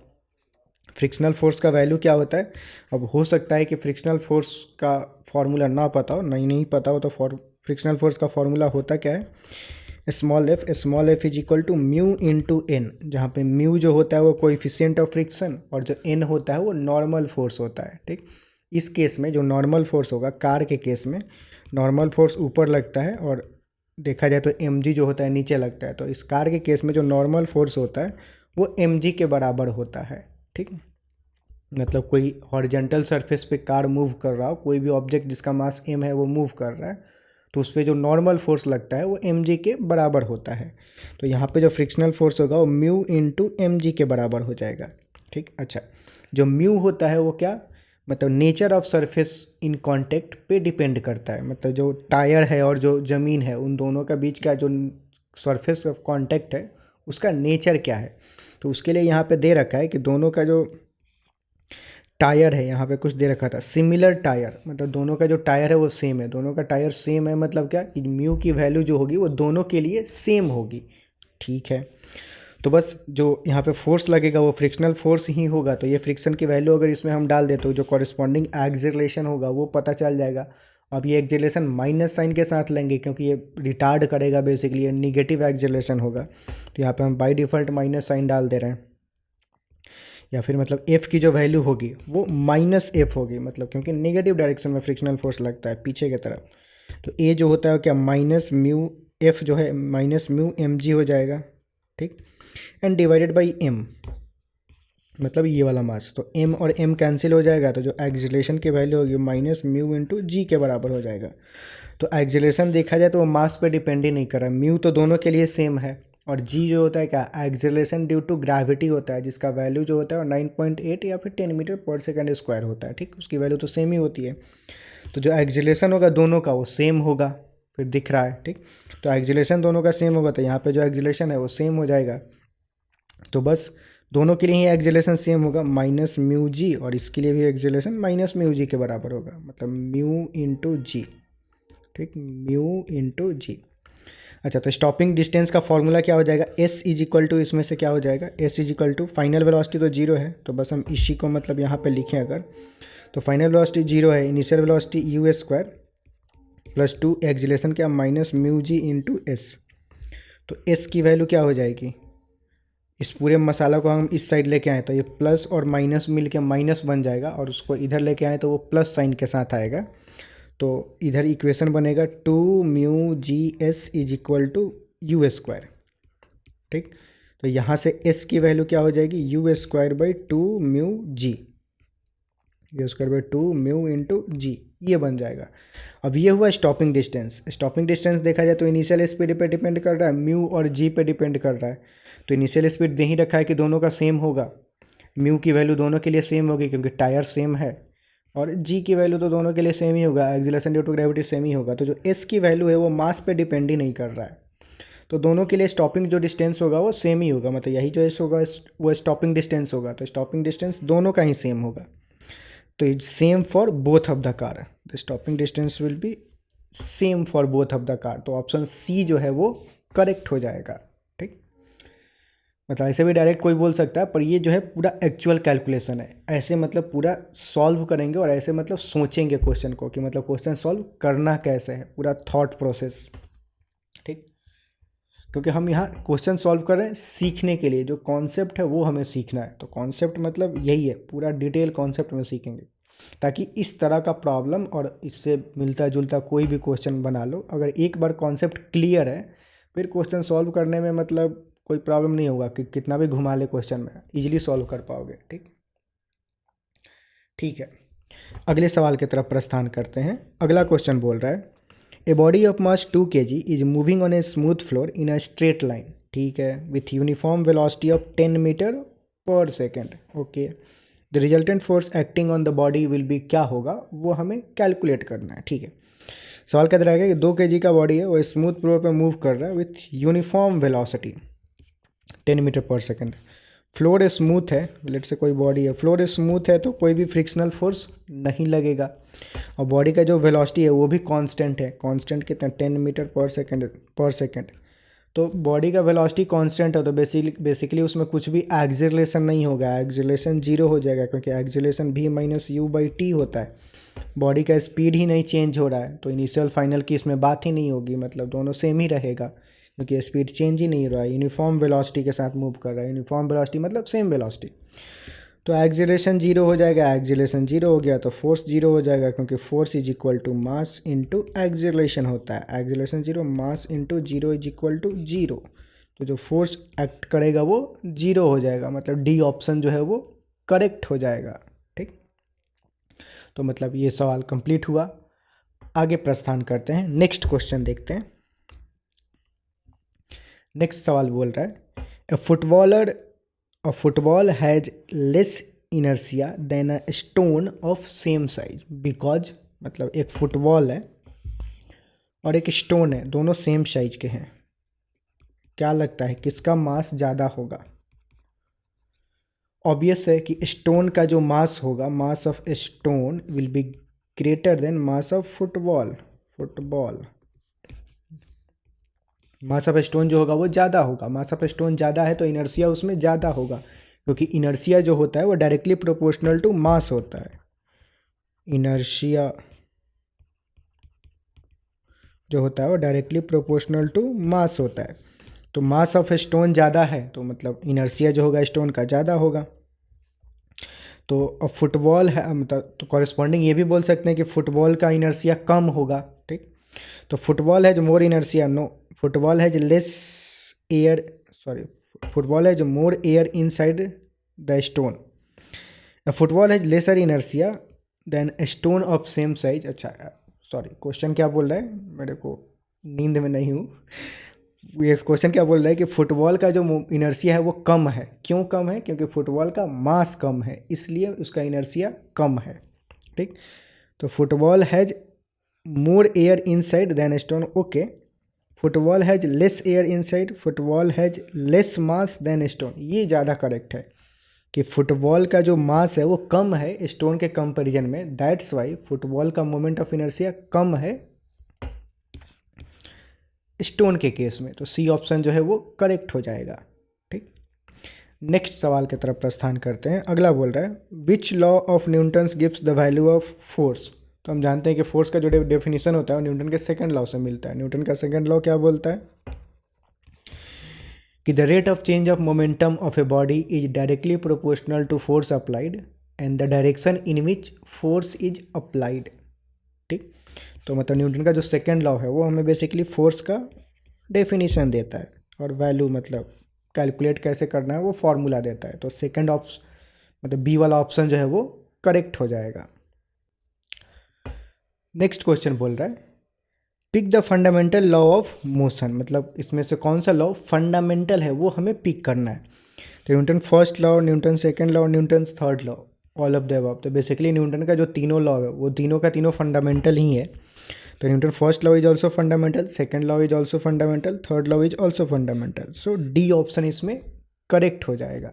ठीक, अगला सवाल देखते हैं। नेक्स्ट बोल रहा है a particle start it's motion from rest under the action of constant force if the distance covered in the first 10 second is s1 and the distance covered in first 20 second is s2, then s1 और s2 में क्या रिश्ता होगा वो basically हमें calculate करना है। ठीक है, पार्टिकल स्टार्ट फ्रॉम रेस्ट, मतलब initial speed of the particle क्या हो जाएगा, 0, under the action of constant force, some constant force उस पर लग रहा है, तो एफ की वैल्यू क्या हो जाएगी, ठीक है, कांस्टेंट, एफ की वैल्यू कांस्टेंट, मतलब उसका जो एक्सिलरेशन होगा बेसिकली वो कांस्टेंट होगा, क्योंकि एक्सिलरेशन क्या होता है, force by mass, force constant है, मास कांस्टेंट है, तो एक्सिलरेशन कांस्टेंट होगा। ठीक है, now distance covered by it in first 10 second is s1, मतलब जब t की वैल्यू 10 सेकेंड है तब जो डिस्टेंस कवर कर रहा है s1 कर रहा है, और जब टाइम 20 सेकेंड में जो डिस्टेंस कवर कर रहा है वो s2 कर रहा है। तो s1 और s2 की वैल्यू क्या होगी, लेट से वो कैलकुलेट कर लेते हैं। तो जो स्टैंडर्ड s का इक्वेशन होता है क्या, s is equal to u t plus half a t square, ये स्टैंडर्ड इक्वेशन होता है s का। अब ये अप्लाई कर दें इसमें तो क्या हो जाएगा, s1 की वैल्यू क्या हो जाएगी, s1 equal to u t, u की value 0 into t plus half acceleration a is what F by m into t square, t मतलब क्या, टी की वैल्यू 10 तो 10 स्क्वायर। ठीक, तो यहाँ से अपने को s1 कितना मिल जाएगा, एफ बाई एम, और ये 10 स्क्वायर है, 10 स्क्वायर डिवाइडेड बाई 2 मतलब 100/2 कितना हो जाएगा, 50। ठीक है, s2 की वैल्यू क्या हो जाएगी, सेम इक्वेशन यूज करेंगे, यू टी प्लस हाफ है टी स्क्वायर, तो यू टी 0, यू तो 0 ही है तो यू इंटू टी जो भी होगा 0 बन जाएगा, plus half a t square. Acceleration कितना, फोर्स बाई मास, मतलब कुछ फोर्स होगा कुछ मास होगा, जो भी हो, मतलब कुछ फ़र्क पड़ेगा नहीं, कुछ भी हम रैंडम नंबर ले लिए हैं, मतलब रैंडम वैल्यू एफ ले लिए हैं। F by m into t square, t की वैल्यू यहाँ पे कितना 20 का स्क्वायर, तो ये S2 की वैल्यू क्या हो जाएगी, ये बेसिकली 20 इंटू 20 400, 400 2 से कैंसिल होगा तो 200 into F by m, so 200 into F by m हो जाएगा। ये S1 हो गया और ये S2 हो गया। बस हमें इनका रेशियो मतलब इसमें इनके आपस में रिश्ता क्या है वो कैलकुलेट करना है, तो रेशियो कैलकुलेट कर ले रहे हैं, उससे हमें पता चल जाएगा। तो S2 बाई S1 अगर करें तो S2 ये हो गया, S1 ये हो गया, अगर दोनों को डिवाइड करें तो F बाई एम तो कैंसिल हो जाएगा। अब this divided by this, so basically 200 divided by 50, ये कितना हो जाएगा 4, तो S2 is equal to 4 S1 हो जाएगा यहाँ से, ठीक। तो मतलब ये जो है अपना बेसिकली फाइनल आंसर हो जाएगा, S2 is equal to 4 S1, मतलब डी ऑप्शन जो है वो करेक्ट हो जाएगा, ठीक। ठीक है, अगले सवाल की तरफ प्रस्थान करते हैं। अगला सवाल बोल रखा है the momentum of an object at a given instant is independent of its क्या। तो मोमेंटम ऑफ द ऑब्जेक्ट मतलब इंडिपेंडेंट किसका होगा, मोमेंटम डिपेंड किस पे करता है, momentum is equal to what, mass into velocity. तो किसी भी इंस्टेंट पे जो मोमेंटम होगा मास और वेलोसिटी दो चीज़ों पे डिपेंड करेगा। तो ज़रा देखते हैं इसमें क्या बोल रहा है कि इंडिपेंडेंट ऑफ इनर्सिया। इनर्सिया जो होता है वो डायरेक्टली प्रोपोर्शनल टू मास होता है, तो मोमेंटम मास पे डिपेंड करता है, तो वो इनर्सिया पे भी डिपेंड करेगा। हमें पता करना है किस पे डिपेंड नहीं करता है, तो इस पे तो डिपेंड करेगा, तो ये ऑप्शन नहीं होगा। स्पीड पे भी डिपेंड करेगा, क्योंकि स्पीड जो होता है वेलोसिटी मतलब उसका मैग्नीट्यूड स्पीड ही होगा। वेलोसिटी पे भी डिपेंड करेगा, ठीक। एक्सीलरेशन पे डिपेंड नहीं करेगा, क्योंकि एक्सीलरेशन जो होता है वो मतलब किसी इंस्टेंट पे बॉडी का एक्सीलरेशन क्या है उसका उस बॉडी के उस इंस्टेंट पे वेलोसिटी से कुछ लेना देना नहीं है, ठीक। ये इंस्टेंट की बात हो रही है, किसी पर्टिकुलर इंस्टेंट पे बॉडी का वेलोसिटी और बॉडी का एक्सीलरेशन ये दोनों रिलेटेड नहीं होते हैं। एक्सीलरेशन की वजह से बॉडी का वेलोसिटी चेंज होता है अगले इंस्टेंट पे, ठीक। लेकिन उस इंस्टेंट पे उसका वेलोसिटी क्या है, वो उस इंस्टेंट पे उसका एक्सीलरेशन क्या है उससे कुछ लेना देना नहीं है, ठीक। उसके एक्सीलरेशन जो होता है वो डिसाइड करता है कि अगले इंस्टेंट पे उसका वेलोसिटी क्या होगा, मतलब अगले क्षण में उसका वेलोसिटी क्या होगा, इन बढ़ेगा घटेगा या नहीं बढ़ेगा घटेगा, वो सब डिसाइड करता है एक्सीलरेशन। लेकिन उस पर्टिकुलर इंस्टेंट पे इन दोनों का आपस में कोई रिश्ता नहीं होता है, मतलब ऐसा नहीं है कि किसी पर्टिकुलर इंस्टेंट पे उसका वेलोसिटी एक्सीलरेशन पे डिपेंड नहीं करता है, ठीक। तो जो डी ऑप्शन है वो मतलब बेसिकली करेक्ट हो जाएगा, क्योंकि ये नहीं डिपेंड करता है, तो डी मतलब फाइनल आंसर हो गया, ठीक। अगले सवाल की तरफ प्रस्थान करते हैं। अगला सवाल बोल रहा है a machine gun of mass 10 kg fire 10 gram of bullet with a speed this at the rate of 10 bullet per second, ठीक है। To hold the gun steady in it opposite to hold the gun steady in its position how much force is necessary, कितना force हमें लगाना पड़ेगा, ठीक है। सवाल क्या दे रखा है, पहले सवाल पढ़ते हैं। मतलब कोई मशीन गन है एकदम तोहफों वाला। अब ये जो है मशीन गन खुद जो है वो उसका मास कितना है, ये गन है मतलब कुछ बहुत बड़ा, उसका खुद का मास है कितना 10 kg, ठीक है। अब ये बुलेट फायर कर रहा है, एक बुलेट का जो मास है मास ऑफ बुलेट MB बोल देते हैं उसको, वो कितना है 20 ग्राम, ठीक है। And the bullet is moving with velocity 500 metre पर सेकेंड, मतलब ये किस वेलोसिटी के साथ मूव कर रहा है 500 मीटर पर सेकेंड से, एट द रेट कितना 10 बुलेट पर सेकेंड, मतलब एक सेकेंड में 10 बुलेट फायर कर रहा है, ठीक है। To hold the gun steady मतलब अब गन को होल्ड करने के लिए हमें कितना फोर्स लगाना पड़ेगा वो मतलब बेसिकली कैलकुलेट करना है, ठीक है। तो गन होल्ड करने के लिए कितना फोर्स लगाना पड़ेगा, जितना फोर्स ये बुलेट लगा मतलब जितना फोर्स गन जो है वो बुलेट पे लगा रहा है बुलेट भी गन पे उतना ही फोर्स लगाएगा, न्यूटन्स थर्ड लॉ। तो अब हम ये कैलकुलेट करेंगे कि जो गन है वो बुलेट पे कितना फोर्स लगा रहा है। फोर्स क्या होता है, rate of change of momentum. तो जब बुलेट गन में था तब उसका मोमेंटम कितना था, 0 था क्योंकि रेस्ट पे था। जब बुलेट फायर किया गया तब उसका मोमेंटम कितना हो गया, तो जो पी इनिशियल था, इनिशियल मोमेंटम ऑफ बुलेट, वो कितना था, 0। फाइनल मोमेंटम ऑफ बुलेट वो कितना हो जाएगा, mass of the bullet into velocity of bullet. Mass of bullet कितना, 20/1000 इंटू वेलोसिटी ऑफ बुलेट 500। इसको करें तो ये 2 टाइम्स में, 2 से ये 10 टाइम्स में, तो ये बन जाएगा 10 kg मीटर पर सेकेंड। ये फाइनल मोमेंटम हो गया।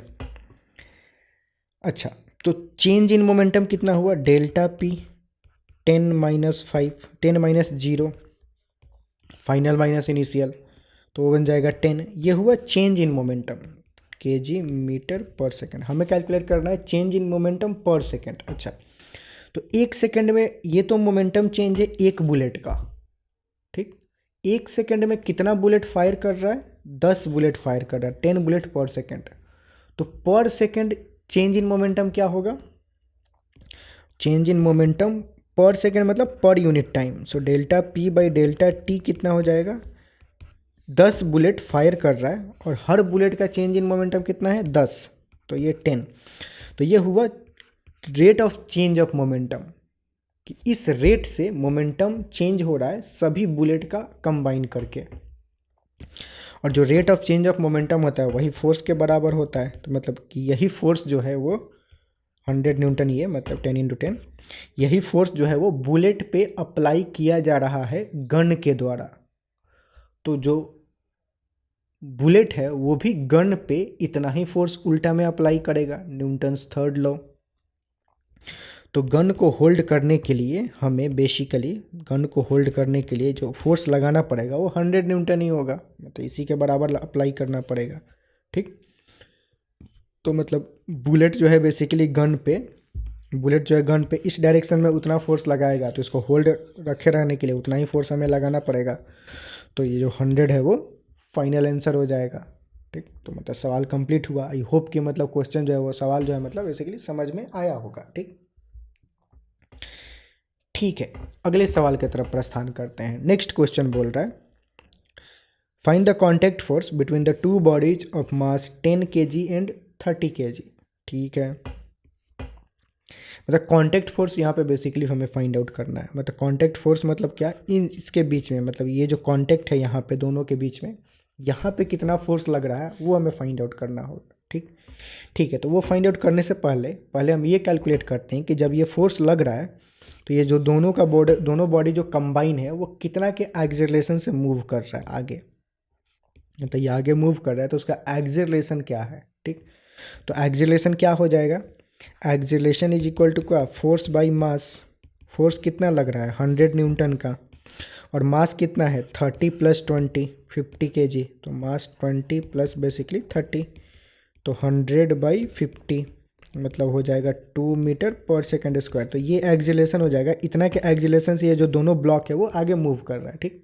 अच्छा, अब हम सिर्फ और सिर्फ मतलब ये कॉन्टैक्ट फोर्स को अगर देखा जाए तो हम अगर दोनों बॉडी को अलग अलग बनाए तो जो ये 20 kg है वो 30 kg पे यहाँ पे आगे की तरफ कुछ फोर्स लगा रहा होगा, नॉर्मल n मान लेते हैं, और यही जो नॉर्मल फोर्स है वो कॉन्टैक्ट फोर्स है।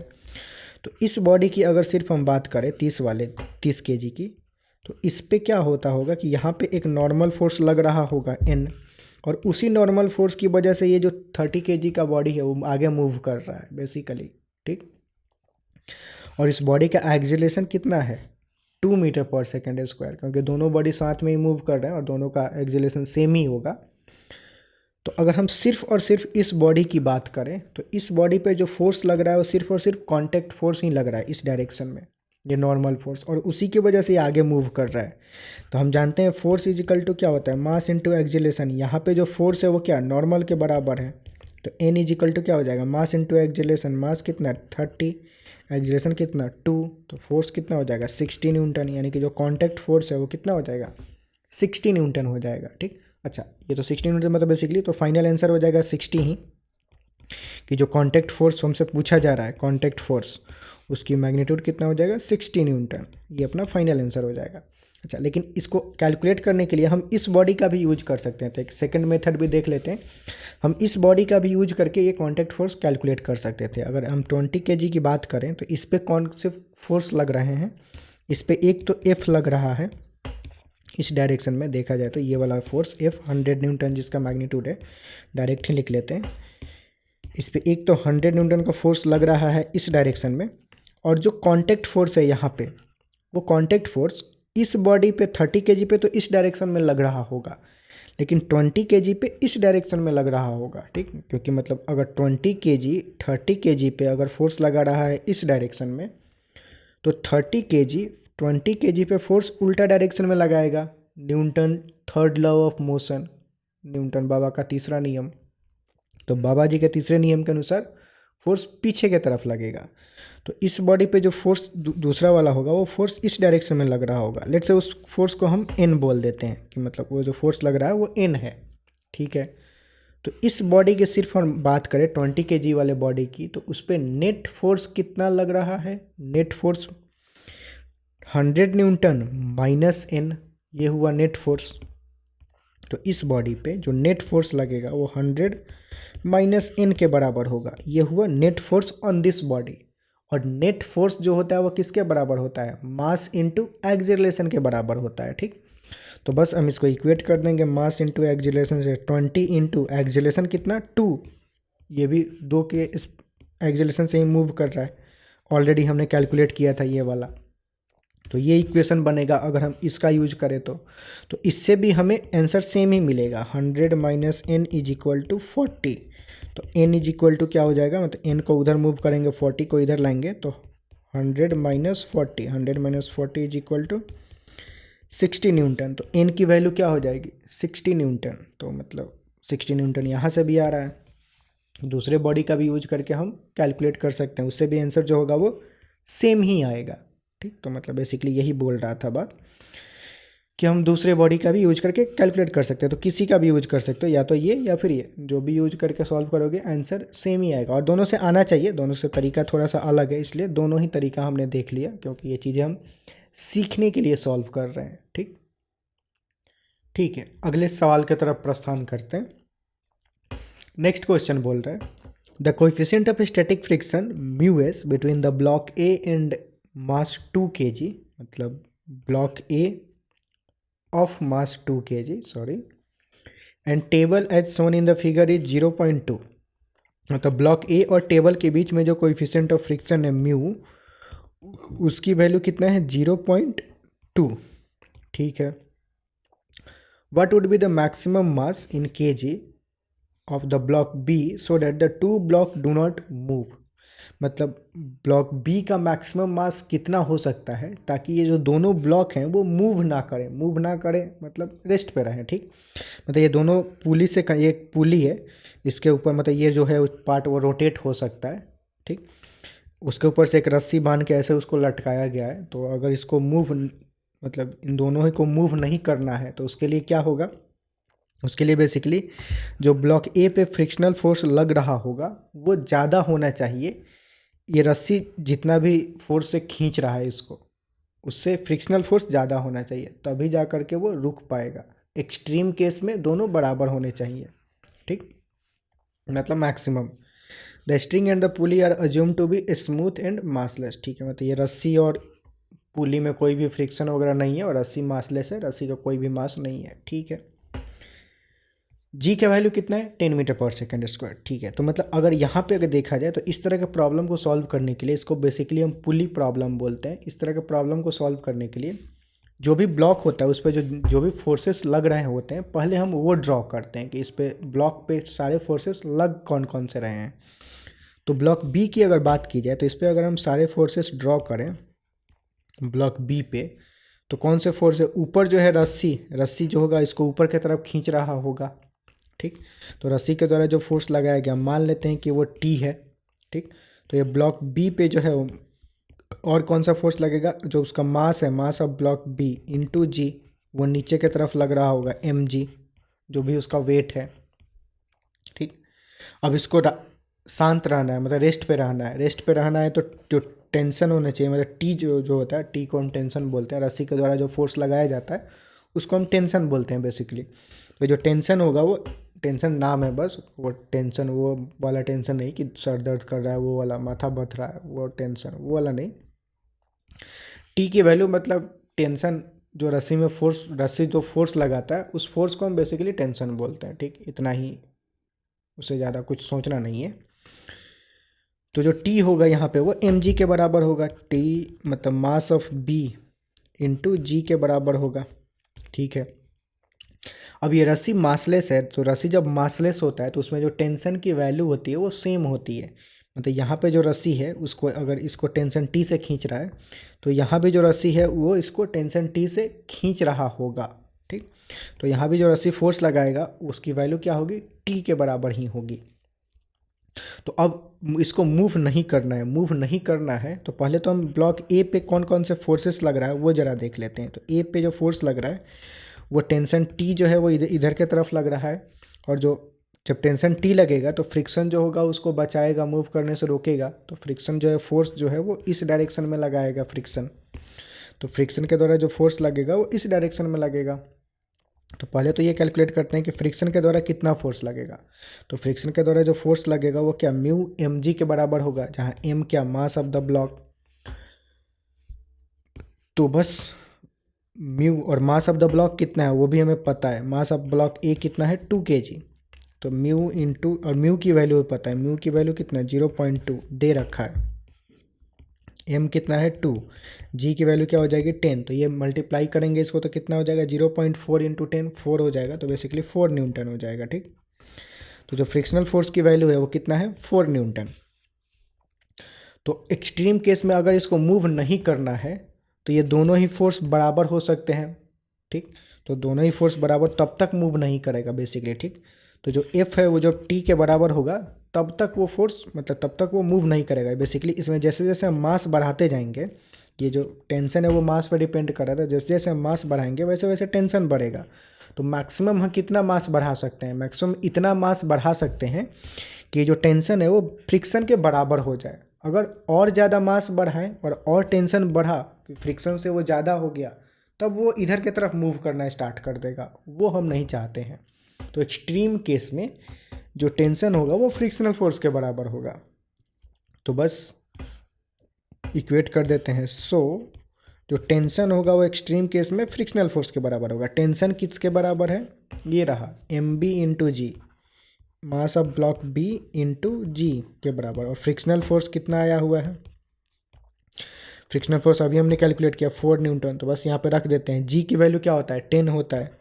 तो mass of, maximum mass of block B जो होगा वो कितना मिल जाएगा, मास ऑफ ब्लॉक बी 4/10, 4/10 मतलब 0.4 kg। तो जो मास ऑफ ब्लॉक बी है वो कितना, 0.4 kg हो जाएगा। तो मतलब ऑप्शन नहीं दे रखा है, तो बेसिकली न्यूमेरिकल प्रॉब्लम टाइप का है। तो 0.4 kg इसका आंसर हो जाएगा। ठीक, तो उतना इस बी का मास कर सकते हैं कि ब्लॉक ए जो है मूव नहीं करेगा। ठीक, तो मतलब ये सवाल जो है वो कंप्लीट हुआ, ये फाइनल आंसर हो जाएगा इसका। अगले सवाल की तरफ प्रस्थान करते हैं। अगला सवाल बोल रहा है, थोड़ा सा 1 मिनट, साउंड शायद कहीं हो सकता है कम आ रहा हो, इसको थोड़ा बढ़ा लेते हैं। साउंड अब शायद अच्छा आएगा, मतलब पहले भी ठीक ही आ रहा होगा, थोड़ा सा लेवल इम्प्रूव कर लिए। अभी मैं चिल्ला नहीं रहा हूँ ज़ोर से, नॉर्मल ही बोल रहा हूँ। ठीक है, आगे मतलब वापस सवाल पे आते हैं।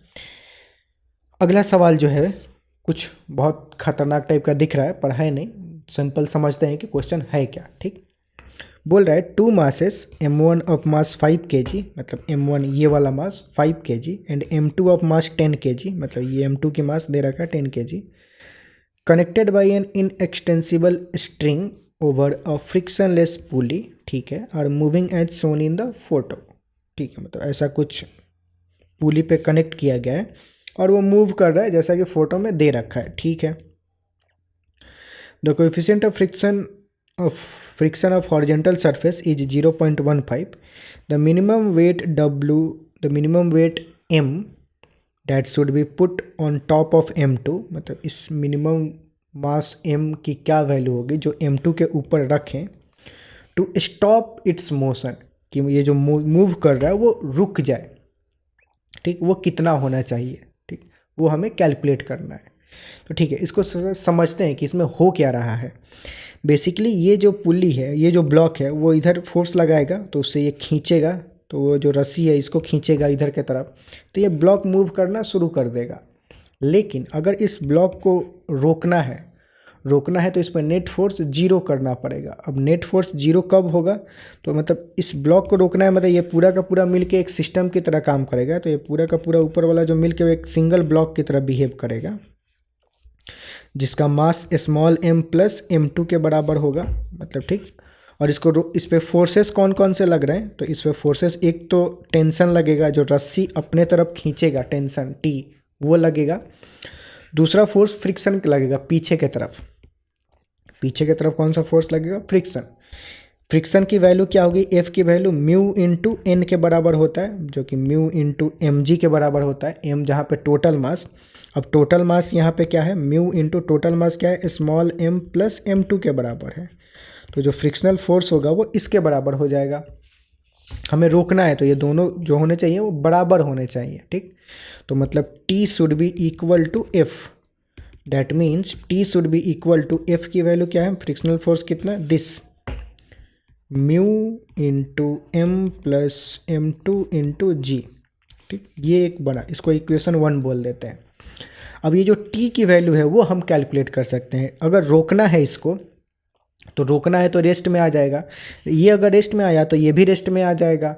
अगर ये रेस्ट में आ गया तो मतलब क्या, इस पर भी नेट फोर्स जीरो हो गया, तभी बॉडी रेस्ट पे रहेगा।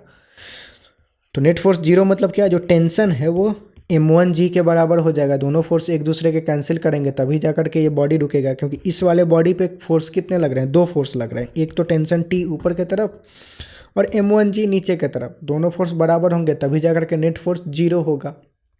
तो ये जो टेंशन T है बेसिकली वो किसके बराबर हो जाएगा, M1G के बराबर हो जाएगा। तो ये जो टेंशन T है उसकी वैल्यू पुट कर देते हैं, M1G is equal to mu into M plus M2 into G, ठीक। तो ये बन गया। अब G कैंसिल हो जाएगा, तो यहाँ से अपने को क्या मिला कि M1 is equal to mu into M plus M2। अब हमें म्यू की वैल्यू पता है, M2 पता है, M1 पता है, डाल देते हैं तो हमें M की वैल्यू क्या होगी वो मिल जाएगी, तो बस डाल देते हैं। M की वैल्यू क्या, M1 कितना है, sorry M1 5 kg, M2 10 kg है, ठीक है। और म्यू की वैल्यू क्या है 0.15, डाल देते हैं। M1 5 kg, म्यू की वैल्यू 0.15, M प्लस M2 कितना है 10, तो ये हो जाएगा। तो बस यहाँ से आप सॉल्व करना शुरू करते हैं। तो 5 is equal to 15/100 M plus 10, तो 5 3 जा 15 और इसको इधर करें तो 100 हो जाएगा। तो 100 is equal to 3M plus 30। तो यहाँ से क्या हो जाएगा, इसको अगर 30 को इधर लाएं तो 100 minus 30, 100 minus 30 is equal to 3M। तो यहाँ से क्या आया, M इज इक्वल टू 70/3। 70/3 मतलब कितना हो जाएगा, मतलब या तो ऐसे भी छोड़ सकते हो 70/3 kg। तो हमें जो M की वैल्यू कैलकुलेट करनी है, बेसिकली ऑप्शन जो है कुछ डेसिमल में दे रखा है तो डेसिमल में कैलकुलेट कर लेते हैं। 70/3 डेसिमल में करें तो कितना हो जाएगा, 3 2 जा 6, 1 10, 3 3 जा 9.33 kg, ऐसा कुछ आएगा, 23.33 kg आएगा। तो जो स्मॉल मास M की वैल्यू हो गई 23.3। अब ऑप्शन में कोई भी ऑप्शन मैच नहीं कर रहा है, मतलब कुछ टाइपिंग मिस्टेक होगा। यहाँ पे ये 27 लिख रहा है, ये 23 होना चाहिए, 27.3 लिखा हुआ है, ये 23.3 होना चाहिए।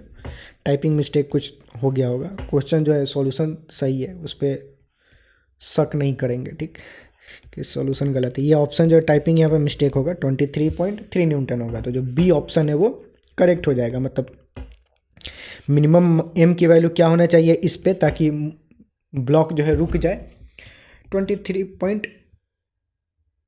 मतलब मास kg है, न्यूटन नहीं होगा, वही मैं नींद में जा रहा हूँ। ये जो है kg है, तो दिस kg हो जाएगा, ठीक। तो बेसिकली ये जो है फाइनल आंसर हो जाएगा। ओके, तो ये तीसरा दिन रिकॉर्ड हो रहा है, सेम ही वीडियो। ओके, लास्ट के कुछ क्वेश्चन बचे हैं, जल्दी से निपटाते हैं इसको, ठीक। और ये सारे अच्छे अच्छे प्रॉब्लम्स हैं, तो अब ध्यान से सुनना है, ठीक। सर अगला सवाल बोल रहा है, a man weighing 80 kg stands on weighing scale in a lift which is moving upward with uniform acceleration of 5 meter per second square. What would be the reading on the scale? Reading क्या होगा, मतलब वो हमें find out करना है। मतलब एक इंसान है जो 80 kg का है और वो ऊपर मतलब वेइंग मशीन पे वेइंग स्केल पे खड़ा हुआ है, जो कि वेइंग स्केल जो है एक लिफ्ट में है, ठीक। मतलब एक लिफ्ट है, ये पूरा का पूरा लिफ्ट ऊपर जा रहा है, एक्सेलेरेशन कितना 5 मीटर पर सेकंड स्क्वायर से, ठीक। इसमें कोई एक लेट से वेइंग मशीन, मतलब आदमी का वजन नापने वाला जो मशीन होता है वो वही है बेसिकली, ठीक। उस पर कोई एक इंसान खड़ा हुआ है, इस इंसान का मास जो है एक्चुअल मास वो कितना है 80 kg है, ठीक। तो हमें फाइंड आउट करना है कि जब ये इंसान इस वेइंग मशीन पे खड़ा है तो वेइंग मशीन इसका जो रीडिंग है वो क्या होगा, मतलब वेइंग मशीन का रीडिंग जो है वो क्या होगा, वो हमें कैलकुलेट करना है, ठीक। तो बेसिकली यहाँ पे होगा क्या वो ज़रा समझते हैं। जब ये इंसान इस वेइंग मशीन पे खड़ा है तो जो इंसान है वो नीचे की तरफ फोर्स लगाएगा वेइंग मशीन पे, तो वेइंग मशीन इस पे ऊपर की तरफ फोर्स लगाएगा, वो फोर्स क्या नॉर्मल होगा, ठीक। तो वो जो भी मैग्नीट्यूड होगा उस नॉर्मल का वही मतलब वेइंग मशीन का रीडिंग होगा, वेइंग स्केल है वो वही रीडिंग शो करेगा, ठीक। तो मतलब मैं बोल क्या रहा हूँ, लेट्स से कि अगर इस इंसान का अगर हम फोर्स कैलकुलेट करें कि फोर्स जरा ड्रॉन करें कि इस इंसान पे टोटल फोर्स कितना लग रहा है, तो मैं इस इंसान को बस यहाँ पे ड्रॉ कर रहा हूँ। लेट्स से ये इंसान है, मतलब इसको बस गोल ऑब्जेक्ट से ड्रॉ कर रहे हैं। अब इस इंसान पे टोटल फोर्स क्या लग रहा होगा, एक तो mg लग रहा होगा नीचे के तरफ, ठीक। और जो वेइंग मशीन है वो इस पे इंसान पे ऊपर के तरफ फोर्स लगा रहा होगा, जिसको हम नॉर्मल बोलते हैं। तो एक इंसान पे नॉर्मल फोर्स ऊपर के तरफ लग रहा होगा, जो कि वेइंग मशीन या फिर ये जो रीडिंग मतलब वेइंग स्केल है वो लगा रहा होगा नॉर्मल। और जो वेइंग स्केल है जो रीडिंग देगा वो यही नॉर्मल का रीडिंग देगा, जो भी नॉर्मल का मैग्नीट्यूड होगा वही रीडिंग होगा वेइंग स्केल का। मतलब वेइंग स्केल को लगेगा कि उतना ही फोर्स उस पर लगाया जा रहा है, तो वो रीडिंग वही देगा नॉर्मल एन वाला, क्योंकि इंसान भी वेइंग मशीन पे नॉर्मल फोर्स एन लगा रहा होगा और वो सेमी मैग्नीट्यूड का होगा। तो जो भी एन का मैग्नीट्यूड यहाँ पे मिलेगा वही रीडिंग होगा वेइंग स्केल का, ठीक। तो हमें बेसिकली यहाँ पे एन की वैल्यू कैलकुलेट करनी है। अब वो कैसे करेंगे, तो ये बॉडी के बारे में देखें तो बॉडी पे जो टोटल फोर्सेस लग रहे हैं वो ये दो फोर्स लग रहा है, और जो बॉडी है वो लिफ्ट में है, और लिफ्ट जो है ऊपर की तरफ एक्सेलरेशन से जा रहा है, इस एक्सेलरेशन से। तो ये जो इंसान है वो इंसान भी ऊपर की तरफ जा रहा होगा उसी एक्सेलरेशन से। तो इस इंसान का जो एक्सेलरेशन है वो ऊपर की तरफ है और कितना है 5 मीटर पर सेकेंड स्क्वायर, ठीक। ठीक है, तो अब हम अगर फोर्स इक्वेशन लिखें तो फोर्स इक्वेशन क्या होता है कि net force is equal to mass into acceleration. Net force क्या होगा, एन ऊपर की तरफ mg नीचे की तरफ, ठीक। तो मतलब नेट फोर्स अगर लिखें तो कैसे लिख सकते हैं, n minus m g, n ऊपर की तरफ minus mg is equal to mass into acceleration. Net force is equal to what, mass into acceleration. Mass कितना हो जाएगा, mass of the body, acceleration कितना, यही जो एक्सेलरेशन दे रखा है बेसिकली, ठीक। तो बस इस सब की वैल्यू इसमें हम पुट कर देंगे। तो n इज इक्वल टू क्या हो जाएगा, m g plus m a, ठीक। m कॉमन ले सकते हैं, g प्लस ए। m की वैल्यू कितना, मास ऑफ द बॉडी जो इंसान है उसका वेट कितना दे रखा है 80 kg, और g का वैल्यू यहाँ पे बोल रखा है कि 10 ले लीजिए। तो ठीक है, हम वही मान लेते हैं, g की वैल्यू 10 ले लेते हैं। मास 80 kg, g की वैल्यू 10, एक्सेलरेशन 5 दे रखा है। तो ये क्या हो जाएगा 80 इंटू 15, 80 इंटू 15 कितना हो जाएगा 15 8 120, 120 पे एक और जीरो आ जाएगा, इतना न्यूटन। यानी कि जो नॉर्मल, ये नॉर्मल है, न्यूटन नहीं, ये नॉर्मल जो फोर्स है उसका मैग्नीट्यूड कितना है 1200 न्यूटन। तो यही जो रीडिंग है वो वेइंग स्केल शो करेगा, ठीक। पहले ही हमने डिस्कस कर लिया है ये बारे में। तो फर्स्ट ऑप्शन जो है वो क्या करेक्ट हो जाएगा, तो मतलब ये ऑप्शन यहाँ पे सही हो गया, ठीक। तो मतलब ये सवाल कंप्लीट हुआ। इस तरह के काफ़ी स्टैंडर्ड सा प्रॉब्लम है, इस तरह का प्रॉब्लम्स जेई मेंस नीट में भी आता है और बहुत सारे ओलंपियाड में भी पूछा जाता है कि जब लिफ्ट में ऊपर नीचे जा रहा होता है तो क्या कैसे मतलब प्रॉब्लम सॉल्व करते हैं, ठीक। तो ऐसे प्रॉब्लम सॉल्व करते हैं। बेसिकली नेट फोर्स पहले ड्रॉ करते हैं, नेट फोर्स एक बार ड्रॉ कर लिए फिर उसको मास इनटू एक्सीलरेशन लिख देते हैं। मतलब पहले तो नेट फोर्स ड्रॉ करते हैं, यहाँ पे ये डायग्राम बनाते हैं और net force is equal to mass into acceleration कर देते हैं। ठीक, तो वो मतलब फाइनल आंसर हमें मिल जाता है। ठीक, वही अगर मतलब सीखने के लिए अगर यहाँ पे एक्सीलरेशन निगेटिव डायरेक्शन में दे रहा होता तब इक्वेशन कैसे लिखते हैं, तब हम नेट फोर्स नीचे की तरफ कैलकुलेट करते हैं। अगर एक्सीलरेशन नीचे होता तो उस केस में हम लिखते हैं m g minus n is equal to mass into acceleration, ये लिखते हैं अगर एक्सीलरेशन नीचे की तरफ होता तो। लेकिन एक्सीलरेशन यहाँ पे ऊपर की तरफ था तो यहाँ पे हमने इक्वेशन ये लिखा था।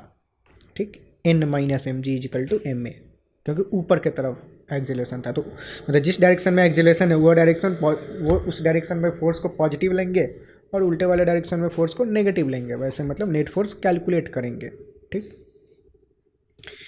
ठीक है, अगले सवाल की तरफ प्रस्थान करते हैं। अगला सवाल पुली प्रॉब्लम है। अब ये भी काफ़ी स्टैंडर्ड पैटर्न है। मतलब पुली प्रॉब्लम बहुत सारे भर के मतलब आते हैं कि पुली वाले रिलेटेड प्रॉब्लम्स कैसे किया जाता है। ये अभी आपके लेवल पर मतलब तुम क्लास 9th में हो तो बहुत डिफ़िकल्ट होगा, समझ सकते हैं, पर इसको ज़रा समझने की कोशिश करो कि पुली प्रॉब्लम्स को करते कैसे हैं। मैं स्टेप बाय स्टेप एकदम डिटेल में आराम से सारी बातें डिस्कस करेंगे कि स्टेप्स क्या होता है पुली की प्रॉब्लम को सॉल्व करने का। ठीक है, ध्यान से पढ़ते हैं problem. 2 block M1 of mass 5 gram and M2 of mass 10 ग्राम, ठीक है, M1 और M2 का मास दे रखा है, are hung vertically over frictionless pulley as shown in the figure.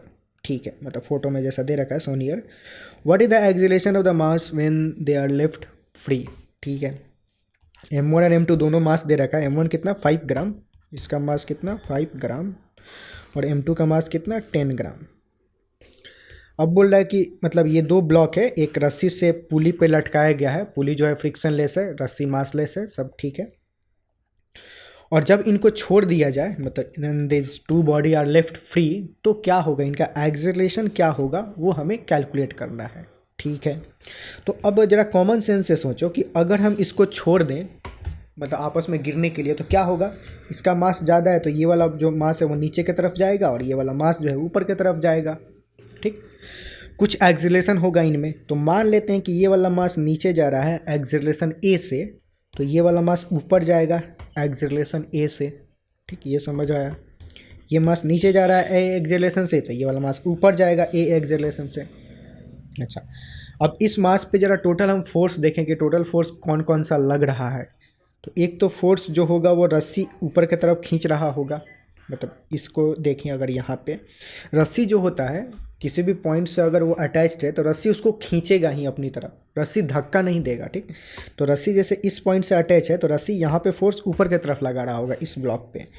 इस ब्लॉक पे भी रस्सी फोर्स जो है ऊपर की तरफ ही लगा रहा होगा। ठीक, और चूंकि रस्सी जो है वो लाइट है, मतलब लाइट रस्सी है, तो ये जो फोर्स का मैग्नीट्यूड होगा वो दोनों ही पॉइंट पे सेम होगा, जो रस्सी जिस फोर्स से खींच रहा होगा।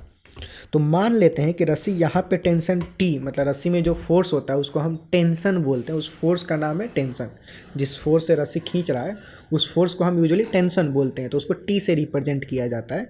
तो मान लेते हैं कि रस्सी यहाँ पे T फोर्स से खींच रहा है, तो यहाँ भी जो रस्सी होगा वो T फोर्स से इस ब्लॉक को भी खींच रहा होगा ऊपर की तरफ। ठीक, अच्छा, इस वाले ब्लॉक पे जो ग्रेविटी है वो नीचे की तरफ फोर्स लगा रहा होगा, और वो ग्रेविटी के द्वारा जो फोर्स होता है वो क्या होता है mg के बराबर होता है। तो यहाँ पे m2g हो जाएगा, और इस वाले ब्लॉक का m1g हो जाएगा। यहाँ पे मैं इस वाले को जस्ट डिलीट कर दे रहा हूँ, मतलब ज़्यादा यहाँ पे कचरा ना हो जाए। यहाँ पे जो फोर्स लगेगा वो m1g नीचे की तरफ लगेगा। तो ये जो 2 फोर्सेस हैं वो इस ब्लॉक पे लग रहा है, और ये जो 2 फोर्सेस हैं वो इस वाले ब्लॉक पे लग रहा है।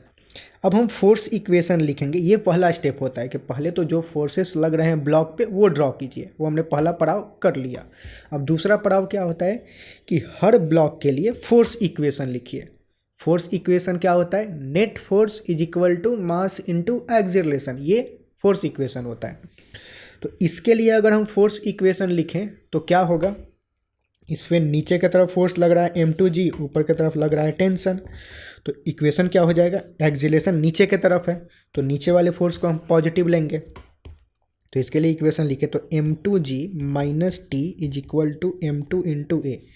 ये फोर्स इक्वेशन हो जाएगा इस वाले ब्लॉक के लिए। ठीक, इसको इक्वेशन 1 बोल देते हैं, खोपचे में रखते हैं। अभी दूसरे ब्लॉक का अगर हम फोर्स इक्वेशन लिखें तो इस पे टेंशन T लग रहा है, नीचे M1G, तो फोर्स इक्वेशन क्या हो जाएगा, T minus M1G is equal to M1 into A। अब यहाँ पे T को हम पॉजिटिव लेंगे क्योंकि एक्सेलरेशन जो है ऊपर के तरफ है, तो हम ऊपर वाले फोर्स को पॉजिटिव लेंगे। तो मतलब T minus M1G is equal to M1 into A, ये हो गया सेकेंड इक्वेशन। अब यहाँ से हमें अपने को क्या कैलकुलेट करना है, ए की वैल्यू कैलकुलेट करनी है। ए की वैल्यू कैलकुलेट करने के लिए क्या कर सकते हैं, दोनों इक्वेशन को जोड़ दो, दोनों को ऐड करोगे तो ये जो टेंशन है वो कैंसिल हो जाएगा। तो दोनों को अगर हम ऐड करें तो ये माइनस टी और ये प्लस टी कैंसिल हो जाएगा, ये बन जाएगा M2G minus M1G is equal to M2A plus M1A। A common ले सकते हैं तो M2 प्लस M1 और यहाँ पे G कॉमन ले लें तो M2 माइनस M1। तो A की वैल्यू क्या हो जाएगी, acceleration is equal to G into M2 minus M1 divided by M2 minus M1 divided by this M1 plus M2 divided by M1 plus M2 और M2 plus M1। ये हो गया acceleration. तो बस अब यहाँ पे पुट कर दो। तो G की वैल्यू क्या है, G की वैल्यू यहाँ पे दे रखा है, नहीं दे रखा है, G को हमें G ही रखना है। G इज एक्सेलरेशन ड्यू टू ग्रेविटी, मतलब फाइनल एक्सेलरेशन हमें G के टर्म में ही फाइंड आउट करना है। ठीक है, तो G की वैल्यू हम वही रखेंगे। M1 और M2 की वैल्यू पुट कर देते हैं। M1 की वैल्यू है 5 ग्राम, M2 की वैल्यू है 10 ग्राम। अब इसको ग्राम को केजी में भी कन्वर्ट कर सकते हो या फिर हर जगह ग्राम में ही पुट कर दो, वैसे भी दोनों ऊपर नीचे कैंसिल हो जाएगा। तो क्या है, M1 5 है और M1 10 है। ठीक है, पुट करते हैं। G इंटू M2 कितना है, 10, M2 10, M1 5 divided by M2 10 plus M1 5, ये बना।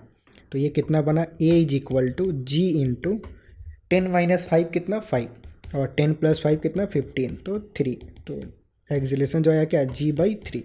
इतना के एक्सेलरेशन से जो ब्लॉक है वो मूव कर रहे होंगे, मतलब G/3 के, G/3 मतलब फर्स्ट ऑप्शन मैच हो रहा है, तो ये मतलब अपना फाइनल आंसर हो जाएगा। ठीक, तो इस पूरी प्रॉब्लम में अगर पूरा हम देखें, माजरा क्या था कि पहले तो दोनों ब्लॉक को हम एनालाइज करते हैं, उस पर जो टोटल फोर्स होता है वो ड्रॉ करते हैं। ठीक, एक्सेलरेशन किसी भी एक डायरेक्शन में आप तुम ले सकते हो, जो भी डायरेक्शन मज़े में आए, जो भी पसंद आए, ऊपर या नीचे कोई भी ले लो, दोनों चलेगा। तो एक्सेलरेशन का डायरेक्शन, पर अगर इसको अगर ऊपर ले रहे हो तो ये वाला एक्सेलरेशन नीचे होगा। ठीक, या फिर अगर इसको नीचे ले रहे हो तो ये ऊपर होगा। कॉमन सेंस की बात है कि ये नीचे जाएगा तो ये ऊपर जाएगा। एक्सेलरेशन का डायरेक्शन फिक्स हो गया। फिर अब तीसरा पड़ाव होता है कि फोर्स इक्वेशन लिखना। इस ब्लॉक के लिए फोर्स इक्वेशन लिखो, वो बन जाएगा ये वाला। इस ब्लॉक के लिए फोर्स इक्वेशन लिखो और उस फोर्स इक्वेशन को सॉल्व कर लो, तो फाइनल आंसर आ जाता है। यही एक स्टैंडर्ड सा स्टेप होता है, हर पुली प्रॉब्लम में अप्लाई होता है। ठीक, तो इस तरह से पुली के जितने भी प्रॉब्लम्स होते हैं उनको हम सॉल्व करते हैं। ठीक है, अगले सवाल की तरफ बढ़ते हैं और ये इस वीडियो का लास्ट प्रॉब्लम भी है। तो ये देखते हैं कि क्या बोल रहा है। बोल रहा है कि 3 block A, B and C weighing 1, 8 and 27 kg respectively are connected as shown in the photo. ठीक है, मतलब A, B और C को ऐसे कनेक्ट किया गया है with an inextensible string and are moving on a smooth surface, तो किसी स्मूथ सरफेस पे मूव कर रहा है। ठीक है, इनएक्सटेंसिबल मतलब ये लमर नहीं रहे हैं, मतलब ये स्ट्रेच या फिर कंप्रेस वगैरह नहीं होंगे। ठीक, T3 is equal to this, then T2 will be equal to what. T3 क्या है, T3 मतलब इस जो फोर्स से यहाँ पे खींचा जा रहा है उसका मैग्नीट्यूड T3 दे रखा है। हमें इस रस्सी के बीच में जो टेंशन होगा T2, उसकी वैल्यू कैलकुलेट करनी है कि वो कितना होगा। ठीक, और ये इसकी जो वैल्यू है T1 है, तो T1 के तो बारे में नहीं, T2 की वैल्यू हमें बेसिकली कैलकुलेट करनी है कि ये जो T2 है वो कितना होगा। ठीक है, तो यहाँ पे पहले तो सरफेस जो है स्मूथ है, ये T3 फोर्स से इस तीनों ही ब्लॉक को खींचा जा रहा है। तो ये जो T3 फोर्स इस पे लगाया जाएगा तो ये तीनों का तीनों ब्लॉक कुछ एक्सेलरेशन से आगे की तरफ मूव करेगा। ठीक, वो कितना एक्सेलरेशन से तीनों ब्लॉक मूव करेगा, पहले लेट से वो कैलकुलेट कर लेते हैं कि तीनों ब्लॉक जो मूव करेगा इस डायरेक्शन में, वो तीनों का एक्सेलरेशन सेम ही होगा, वो एक्सेलरेशन कितना होगा। तो net force is equal to what, F net हम जानते हैं क्या, मास इनटू एक्सेलरेशन। अब यहाँ पे नेट फोर्स कितना है T3, मतलब T3 इस डायरेक्शन में लग रहा है, तो T3 का वैल्यू कितना है 36। मास क्या हो जाएगा, mass of all the body, क्योंकि ये जो फोर्स है वो तीनों ही बॉडी को खींच रहा है, तो जो मास लेंगे वो तीनों बॉडी का कंबाइंड मास लेंगे। तो टोटल मास क्या हो जाएगा, मास ऑफ ए कितना 1 kg, mass of B 8 kg, mass of C 27 kg, यहाँ पे दे रखा है 1, 8 एंड 27। टोटल मास कितना हो जाएगा, 8 + 1 9, 9 + 27 36 हो जाएगा, तो 36 kg टोटल मास हो गया। ठीक है, ठीक है, ओके। अब फोर्स हमें नेट फोर्स पता है कितना, 36 न्यूटन जो नेट इस पर लगाया जा रहा है, तो बस पुट कर देंगे 36 = 36 × ए। अब यहाँ से ए की वैल्यू क्या आ गई, 1 m/s²।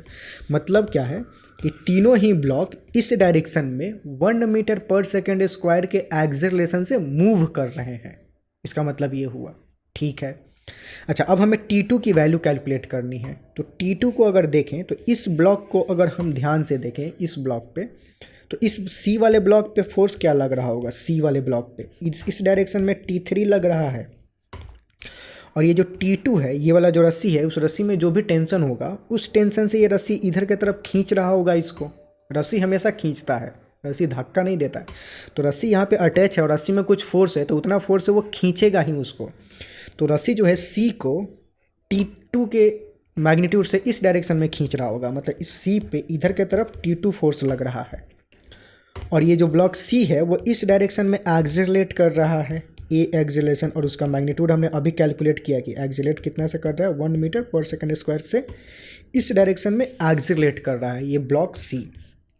तो इस ब्लॉक C के लिए अगर हम फोर्स इक्वेशन लिखें तो फोर्स इक्वेशन क्या हो जाएगा, T3 - T2 = मास इंटू एक्सेलरेशन, नेट फोर्स = मास इंटू एक्सेलरेशन, F नेट = मास इंटू एक्सेलरेशन। अब नेट फोर्स क्या हो जाएगा, T3 - T2, F नेट कितना, T3 - T2 that is equal to mass into acceleration.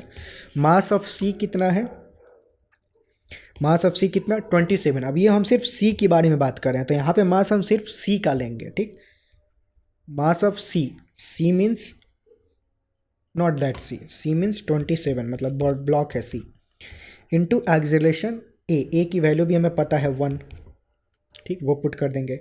T3 की वैल्यू भी हमें पता है, T3 कितना है दे रखा है यहाँ पे 36 न्यूटन, तो बस उसका वैल्यू पुट कर देते हैं। T3 कितना हो जाए, 36 - T2 = 27। तो यहाँ से अपने को T2 क्या मिल जाएगा, T2 को उधर ले जाएगा, 27 को इधर लेके आए, तो 36 - 27, 36 - 27 इज व्हाट 9। तो जो T2 की वैल्यू है ये कितना 9 न्यूटन हो जाएगा, मतलब जो T2 फोर्स है वो कितना 9 न्यूटन का। 9 न्यूटन मतलब बी वाला ऑप्शन जो है वो करेक्ट हो जाएगा। ठीक, तो मतलब ये सवाल कंप्लीट हुआ। तो बस इस वीडियो के मतलब जितने भी क्वेश्चंस हैं वो कंप्लीट हुए। थोड़े ज़्यादा नंबर ऑफ प्रॉब्लम्स इसमें लिए गए, लगभग 20-22 के आसपास प्रॉब्लम्स हैं। ठीक, ये चैप्टर भी थोड़ा सा लंबा है और बहुत तरह पैटर्न के प्रॉब्लम्स बनते हैं, इसलिए थोड़ा सा इसमें ज़्यादा प्रॉब्लम्स लिया। वीडियो कैसा लगा ज़रूर कॉमेंट्स में बताना, बहुत मेहनत लगता है वीडियो बनाने में, मतलब 3 दिन में जैसे देख रहे हो रिकॉर्ड किया गया है, जैसे जैसे टाइम निकाल के। और क्या सजेशन है, क्या फीडबैक है वो भी नीचे बताओ कि मतलब और क्या चाहिए। ये वीडियो अच्छा लग रहा है तब भी बताओ, क्योंकि उससे पता चलेगा कि हाँ अच्छा लग रहा है। बुरा लग रहा है तो भी बताओ, और क्या बुरा लग रहा है वो भी बताओ, ताकि अगला वीडियो में इम्प्रूवमेंट किया जा सके। जो भी तुम बोलोगे वो इम्प्लीमेंट किया जाएगा, क्योंकि तुम ही देख रहे हो इस वीडियो को, तुम्हारे लिए ही बनाया जा रहा है वीडियो। ठीक, और भी क्या मतलब क्या चाहते हो इस चैनल पे, जितने भी कंटेंट हैं वो कैसे लग रहे हैं, जो भी फीडबैक है सजेशन है, क्या चल रहा है ज़िंदगी में, हाई बाय करना है वो भी बता सकते हो। गप्पे भी मार सकते हैं हम लोग। ठीक, बहुत टाइम है गप्पे मारने के लिए, बहुत टाइम है। ठीक, तो गप्पे भी कर सकते हैं। बेसिकली मतलब जो भी फीडबैक है नीचे बताओ, और थोड़ा दोस्तों में फैला दो कि मतलब थोड़ा व्यूज वगैरह आने लगे, मतलब लोग इससे ज़्यादा से ज़्यादा जुड़ पाएँ, मतलब चैनल का ग्रोथ हो बेसिकली, ताकि हमें भी बहुत सारा मोटा मोटा पैसा मिले, हम भी अमीर हों। बाकी मिलते हैं अगले वीडियो में, और क्या मतलब चाहिए वो नीचे ज़रूर बता देना। ठीक, तो ठीक है, okay bye, take care, keep studying. पढ़ाई पे ध्यान दो, स्वास्थ्य पे ध्यान दो, रिश्तों पे ध्यान दो, घर पे ध्यान दो, जो भी है सब पे ध्यान दो, और पढ़ाई करते रहो। मिलते हैं अगले वीडियो में।